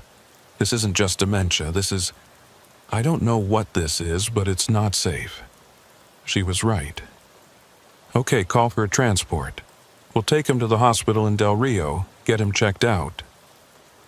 But before she could make the call, Mr. Holt spoke up. Officer, there's something I need to tell you. What's that, sir? I think someone's been following me. I felt a prickle on my neck. Following you how? In another car. They've been behind me for the last 100 miles. Every time I look in my mirror, they're there. Same distance, never getting closer, never falling back. Just following. I looked at the highway behind us. Empty. Just fog and darkness. Mr. Holt, there's no one behind you. It's just us. No, they're there. They've been there the whole time, ever since I left home. What kind of car? Can't tell. Too dark. But I can see their lights, always there in my mirror. Red lights. Shea and I exchanged another look. Red lights. Tail lights. But the only vehicle behind Mr. Holt had been us, and we have red and blue lights, not red tail lights. Mr. Holt, you're confused. You've been looking at your own tail light reflection in the mirror. No, it's a different car. I know my own reflection. I tried to think of a logical explanation. The fog could cause strange reflections. Or maybe he'd been looking at us and his mind had created a story about being followed. Or maybe his mental state was worse than it appeared, and he was hallucinating. While I was thinking, I noticed something. The fog was getting thicker. Visibility was dropping to maybe 20 feet. And in the thickening fog, I thought I saw something. A glow. Red. Faint. Somewhere behind my cruiser. Shay, you see that? She looked. See what? That red glow, behind our car. She stared into the fog. After a moment, she said, Yeah, maybe. It's hard to tell. We walked back toward my cruiser. The glow was definitely there, faint but present, red, like taillights. Like someone was parked behind us with their lights on. But when we got to my cruiser and looked past it, there was nothing. Just highway and fog. No vehicle, no lights, no explanation for what we'd seen. Probably just reflection from our own lights, Shay said. But she didn't sound convinced. We went back to Mr. Holt. He was sitting in his car now, looking tired. Did you see them? He asked. Mr. Holt, there's no one there. They're always there, even when you can't see them. They've been following me since I left home. Since I packed all my things and drove away. They won't let me get where I'm going. Where are you trying to go? To see my daughter, I told you. What's your daughter's name? He struggled with this. I can't remember right now, but I'll know her when I see her. The transport arrived 20 minutes later. 2 EMTs took Mr. Holt to get evaluated, said they'd take good care of him. We were authorized to impound the sedan, have it towed to a lot where his family could claim it once they were contacted. While we waited for the tow truck, Shay and I sat in my cruiser, filling out the paperwork. The fog was still thick, still hanging heavy over the highway. That was weird, Shay said. Which part? All of it. The taillight that was on but wasn't. Him not knowing what day it was. That thing about being followed. He's old, probably has dementia. Sad, but not unusual. Yeah, but, she paused. Did you see those suitcases? They were old, really old, like they hadn't been used in decades. I had noticed that. The suitcases in Mr. Holt's car weren't just old-fashioned, they were genuinely ancient. the kind you'd see in a vintage shop or a museum. And the clothes inside, Shay continued, they looked old too, not worn out, just old style, like they'd been packed 50 years ago and never unpacked. The tow truck arrived, driven by a guy named Martinez who I'd worked with before. He hooked up the sedan, started loading it onto the flatbed. While he was working, I walked around the vehicle one more time. Both taillights were out now, not just the driver's side, both of them. Dark, empty housings. Martinez, you seeing both these taillights out? He looked. Yeah, both burned out. Why? Just curious. We followed the tow truck back to the impound lot, made sure the sedan was properly secured, then continued our patrol. It was almost 4 a.m. The fog was finally starting to thin. Around 5, we were driving north on 277 when Shay suddenly grabbed my arm. Loman, slow down. I slowed. What? There. You see it? I looked ahead.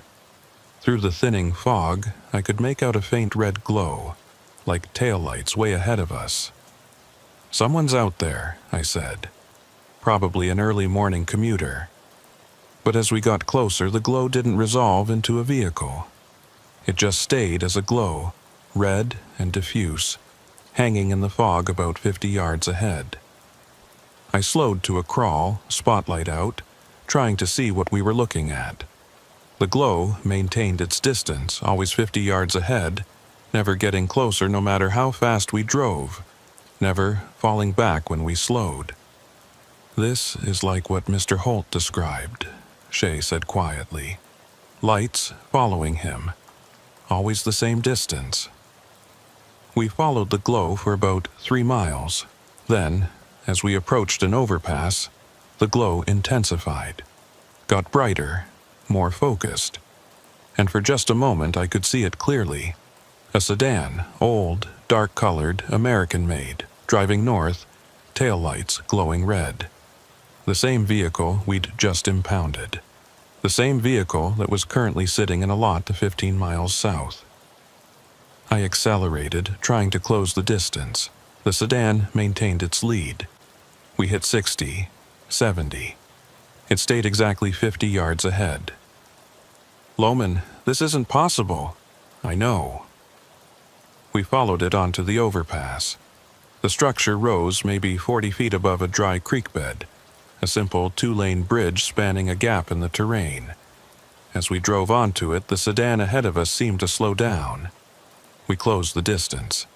40 yards. 30, 20. At 10 yards, I could see inside the rear window. Silhouettes, multiple figures in the back seat sitting perfectly still. But Mr. Holt had been alone. The only things in his back seat had been suitcases. 5 yards. I could see the license plate now, same number as Mr. Holt's vehicle. Then we reached the peak of the overpass, the highest point, and the sedan just stopped.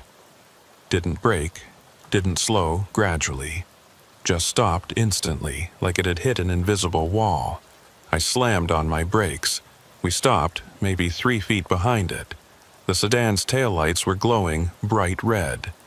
But not just the taillights. The entire rear of the vehicle seemed to be glowing, emanating light from surfaces that shouldn't produce light. What is that? Shea whispered. I didn't answer, couldn't answer. We sat there in my cruiser parked on an overpass in the pre-dawn darkness, staring at a vehicle that shouldn't exist. The driver's door opened.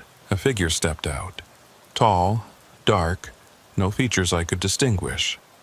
It stood beside the sedan for a moment, then turned to look at us. I felt ice slide down my spine. Something about the way it stood, the way it moved, wasn't right. Then it raised one arm, pointed at us, or past us, behind us. I looked in my rearview mirror. There was another sedan behind us. Old, dark, sitting maybe 10 feet from my rear bumper. Taillights glowing. Driver's door open. Another figure standing beside it, pointing at us. Loman, Shay's voice was tight. There are more. I looked left, looked right. On both sides of the overpass, parked on the narrow shoulders, were more sedans. 5, 6, maybe 10 of them. All identical, all dark, all with glowing taillights and open driver's doors and figures standing beside them, pointing. All of them pointing at us. Drive, Shay said. Just drive. I put the cruiser in gear, started to pull forward. The sedan ahead of us didn't move. I steered around it, got back into the lane, accelerated. As we passed it, I looked into the driver's window. Effer Holt was sitting behind the wheel, hands at 10 and 2, looking straight ahead.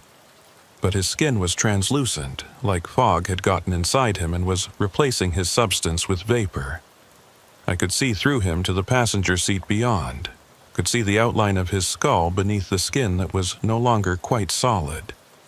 And in the back seat where I'd seen those silhouettes were more figures, 3 of them sitting perfectly upright, hands folded in their laps. They had the same translucent quality, the same fog-filled presence.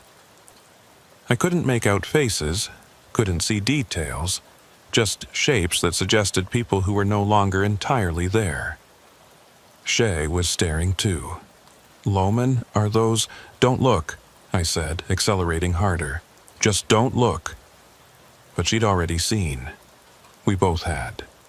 And as we passed each of the vehicles parked on the shoulders of the overpass, we couldn't help but look into them. Each one had a driver. Each driver had that same translucent quality, that same fog-filled emptiness. And in the back seats of every vehicle were passengers. Silent, still, waiting.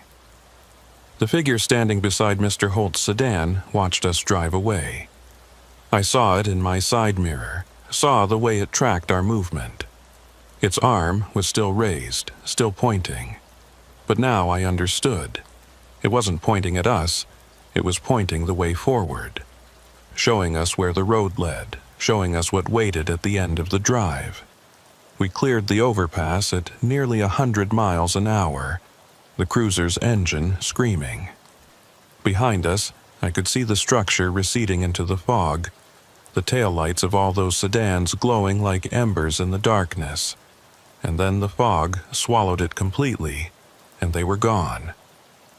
They're gone, Shay said, looking back. The bridge is empty. I checked my mirror. She was right. The overpass showed nothing but empty pavement. Like it had all been an illusion, like we'd imagined the whole thing. But I knew we hadn't. My hands were shaking on the wheel. My heart was hammering against my ribs. And when I looked at Shay, I could see the same shock in her eyes, the same understanding that we'd just witnessed something that shouldn't be possible. What were they? She asked quietly. I didn't answer, didn't know how to answer. What do you call people who keep driving after they should have stopped? What do you call the ones who never made it home? We drove in silence for 10 minutes. Then Shay said something that surprised me. We need to go back to the impound lot. Why?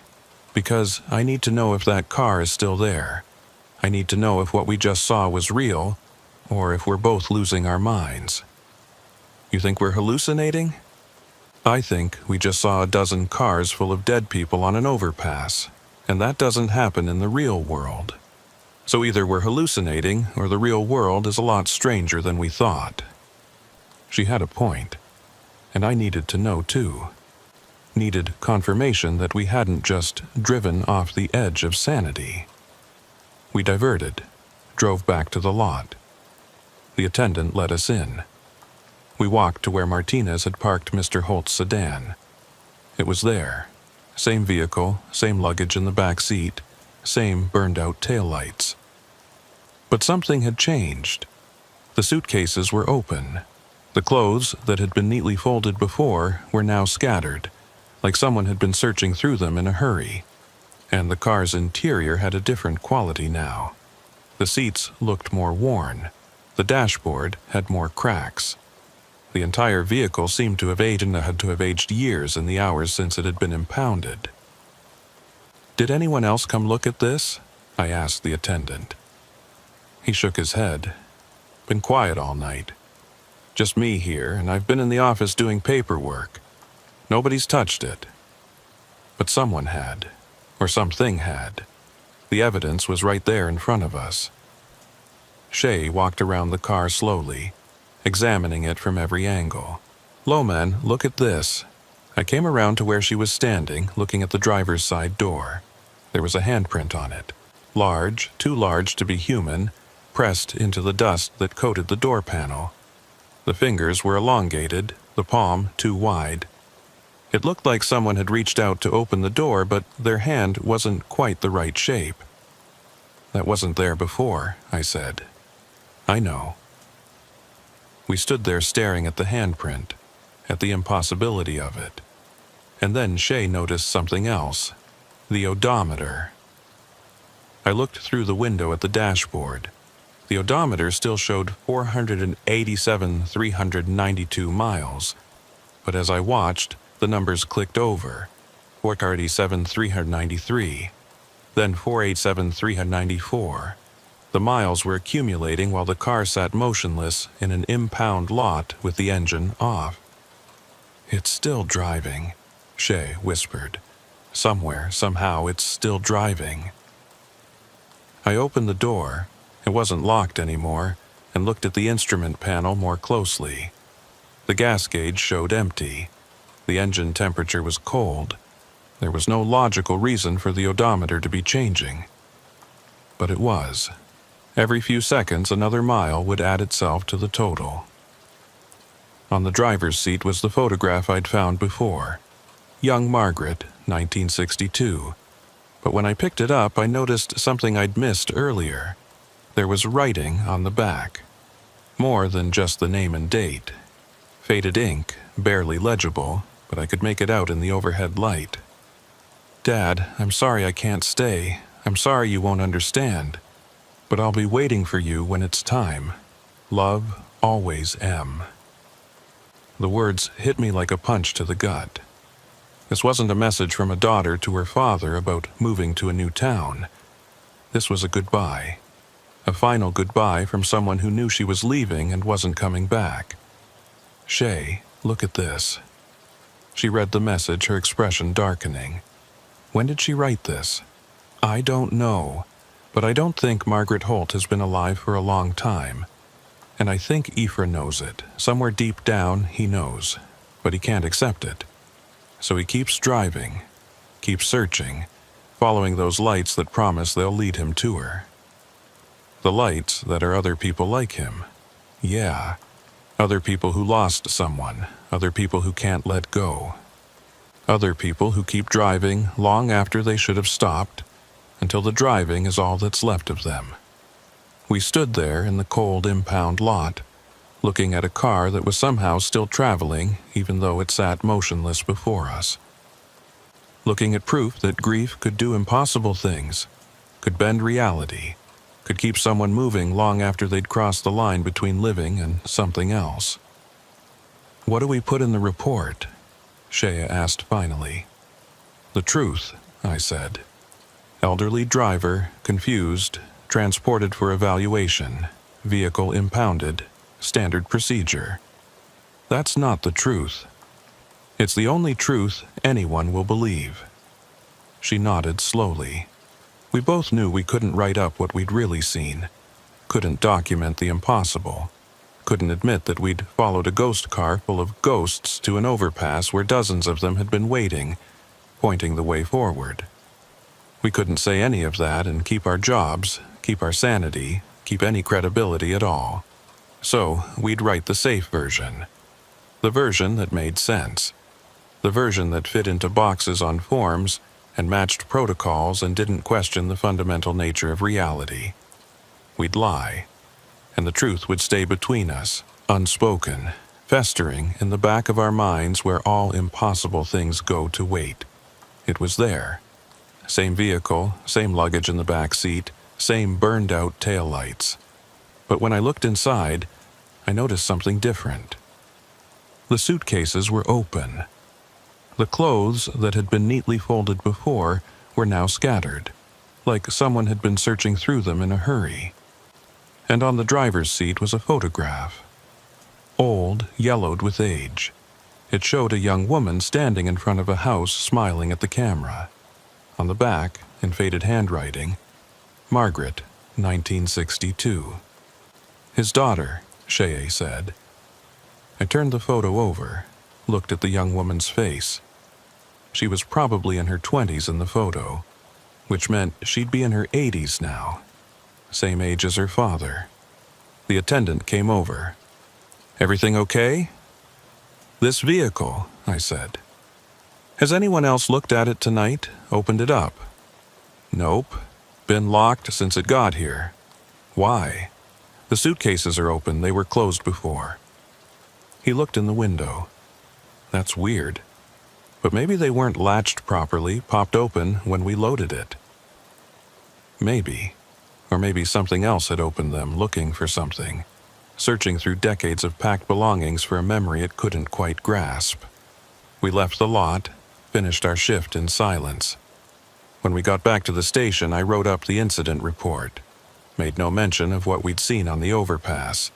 Just documented the traffic stop, the elderly driver, the impound. Standard procedure. But I kept the photograph. Kept it in my glove box, next to my citation book and registration. 3 days later, I got a call from the hospital. Ephra Holt had died. Peaceful in his sleep. The doctor said it looked like his body had just decided it was done, like he'd been holding on for something and finally let go. I attended the funeral. A small service, only a handful of people. Learned that his daughter Margaret had died 2 years ago. Cancer. Ephra had taken it hard. Started showing signs of dementia soon after. The family said he'd become obsessed with finding her, kept talking about needing to see her to make sure she was okay. They never found her house, the one he'd been trying to reach. Because she'd lived in Dallas, nowhere near Highway 277, nowhere near any route he'd been driving. But I think I know where he was trying to go. I think he'd been following those lights, the ones that followed him, the ones that were always there in his mirror. I think they were guiding him somewhere, and I think that night on the overpass he finally figured out where. He'd been trying to reach his daughter, and she'd been coming to meet him. At the funeral, one of Margaret's cousins pulled me aside. She was an older woman, maybe in her 60s, with kind eyes and a sad smile. "Officer, I wanted to thank you for being there with Uncle Ephra that night. My family said he was confused, that he didn't know where he was or what day it was. He was looking for Margaret," I said. She nodded. "He never stopped looking. After she passed, he would call us sometimes. Middle of the night, usually. He'd say he was on his way to see her, that she'd called him, that she needed help moving into a new house. We'd try to remind him that Margaret was gone, but he wouldn't hear it. Or couldn't hear it. The grief was too big." Did he always drive the same routes? Far as we know, yes. Highway 277 mostly, and the farm roads around it. He'd driven that route with Margaret years ago, when she was young. Took her on a camping trip to Del Rio. I think in his mind he was trying to recreate that trip. Trying to go back to a time when she was still alive and they could be together. And the other trips? You said he'd been doing this for years. She looked uncomfortable. The family didn't like to talk about it. We thought he was just getting confused, that the dementia was making him relive the past. But officer, he wore that car out. He put hundreds of thousands of miles on it, driving the same stretch of highway over and over. Sometimes we'd get calls from police departments in other towns, saying they'd found him parked somewhere, confused, not sure how he got there. We'd drive down and bring him home, but a few days later, he'd be gone again, back on the road, back looking for Margaret. Did he ever mention the lights, the ones that followed him? Her expression changed, became guarded. He mentioned them toward the end. The last few times we brought him home, he said there were others like him on the road, others who were looking for people. He said they understood each other, that they helped each other keep going. Did you believe him? She was quiet for a long moment. Then she said, "My husband died 6 years ago, heart attack. For months after, I would get in the car and just drive. Didn't matter where, I just needed to be moving. Needed to feel like I was going somewhere, even if I wasn't. And sometimes, late at night, I'd see them. Cars on empty roads, driving the same direction as me, keeping pace but never getting closer. And I'd feel less alone, like there were others out there who understood what it meant to keep moving, because stopping meant accepting something you weren't ready to accept." She looked at me with eyes that had seen the same thing I'd seen. "So, yes, officer, I believed him. I believe there are lights out there for people like us, for people like Uncle Ephra, and maybe that's not such a bad thing. Maybe that's mercy, in a way. A path forward when you can't find one yourself." I didn't know what to say to that. Didn't know how to tell her that I'd seen those lights too, that they were real, that they were more than just a psychological manifestation of grief. The service ended. People filed past the casket, paying their respects to a man who'd spent his final years chasing something he'd never catch.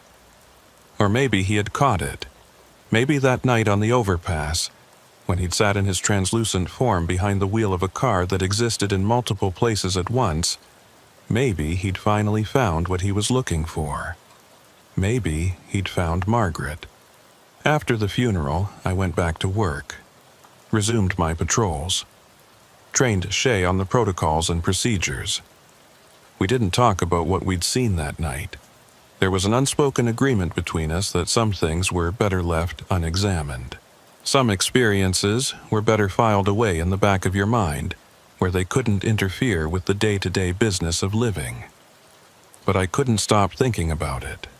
Couldn't stop wondering about those other drivers, the ones with translucent skin and fog-filled interiors. Who were they? How long had they been driving? And were they aware of what they'd become? Or were they still trapped in that moment of searching, forever convinced that the next address would be the right one? 2 weeks after Ephra's funeral, I was on patrol again. Same route, same shift. It was another foggy night, temperature in the low 50s, visibility poor. Around 3 in the morning, I saw them. Taillights. Red and distant, maybe a quarter mile ahead. Moving at exactly the same speed I was maintaining. 55 miles an hour on Highway 277, heading north. I accelerated. The lights maintained their distance. I slowed down. The lights slowed with me. Always the same 50 yards ahead. Always just out of clear sight in the fog. I called it in, reported a vehicle of interest. Dispatch asked if I needed backup. I told them no, I don't know why. Maybe because I knew backup wouldn't see what I was seeing. Maybe because this was something I needed to face alone. I followed the lights for 30 miles. They led me through the darkness, through the fog, along routes I knew by heart. And then they led me to the overpass. I slowed as I approached the structure. The lights ahead of me had stopped on the bridge, sitting at the exact center, right where we'd encountered all those sedans 2 weeks ago. I should have turned around, should have called for backup, should have treated this like any other suspicious vehicle situation. But I didn't. I drove onto the overpass, pulled up behind the waiting vehicle, and put my cruiser in park. The car ahead of me was old, dark, exactly like Ephra Holt's sedan. But the license plate was different. This wasn't his vehicle. It was someone else's. The driver's door opened. A figure stepped out. In the ambient light from my headlights, I could see it clearly. An elderly woman, thin, stooped with age, wearing a coat that looked like it was from the 1970s. She turned to look at me, and even from a distance I could see that translucent quality. that fog-filled emptiness where a solid person should be. She walked toward my cruiser, slowly, carefully, like she was afraid of falling. I should have felt fear. Should have put the car in reverse and gotten away from whatever this was. But I didn't. I rolled down my window and waited. She came to my door, leaned down to look at me. Her eyes were cloudy, just like Ephra's had been, but there was awareness there, understanding. "You saw him," she said. Her voice was thin, distant, like it was coming from very far away. "Who?" "Ephra. You were there when he crossed over. You helped him understand." "I don't think I helped him with anything." She smiled. It was a sad smile, but genuine. "You stopped him. You talked to him. You listened to his story. That's more than most people do. Most people just pass by, don't even see us anymore. But you saw, you understood. What are you? Lost. Like Ephra was lost? Like all of us are lost? We're the ones who couldn't let go, the ones who kept driving when we should have stopped. And now we can't stop. We just keep going, following the road, waiting for someone to tell us it's okay to finally rest. Why are you here, on this bridge? We gather here sometimes, those of us who drive this route. It's a place between places, a spot where the road goes up and doesn't quite come back down, where you can see a little farther than you should be able to. We come here to remember, to share our stories, to remind each other why we're still driving. And why are you still driving? She looked past me, at the empty highway stretching behind my cruiser. I'm looking for my son. He went to war and never came home. They said he was missing in action, but I know he's out there somewhere. I know if I just keep looking, keep driving, I'll find him. What war? Vietnam. 50 years. This woman had been driving for 50 years, looking for a son who was almost certainly dead, buried in some unmarked grave in a jungle on the other side of the world. And she'd become this, a translucent echo, a ghost made of grief and obsession and the inability to accept loss. "I'm sorry," I said. "I'm sorry you lost him." "Don't be sorry. Just remember us. Remember that we were here, that we were real people once before the driving took over, before we became what we are now. What happened to Ephra after that night?" She smiled again. "He found her. Margaret was waiting, right here on this bridge. She'd been waiting for years, knowing he'd come eventually. And when he did, when he finally understood that he'd been looking for her in the wrong places, she took him with her. They went together to wherever it is we go when we're finally done driving. Where is that? I don't know. None of us know until we get there, but it's not here. It's not on these roads. It's somewhere else, somewhere better, I hope." She straightened up, looked back at her car. "I should go. The others will be wondering where I am. We try to stay together, those of us on this route. It's easier that way, less lonely." "Wait," I said. "What's your name?" "Dorothy. Dorothy Chen. Tell my family if you ever meet them that I'm all right, that I'm still looking, that I haven't given up." "I will." She walked back to her car, got in. The door closed with a soft click. The engine started, though I knew there was no engine in that vehicle anymore. Just memory of an engine, echo of movement, ghost of purpose. Her taillights glowed bright red in the fog. And then she was gone. Not driving away, just gone. The bridge was empty again. Just me and my cruiser and the fog pressing in from all sides. I sat there for a long time, trying to process what I'd just experienced, trying to reconcile the impossible with the evidence of my own senses.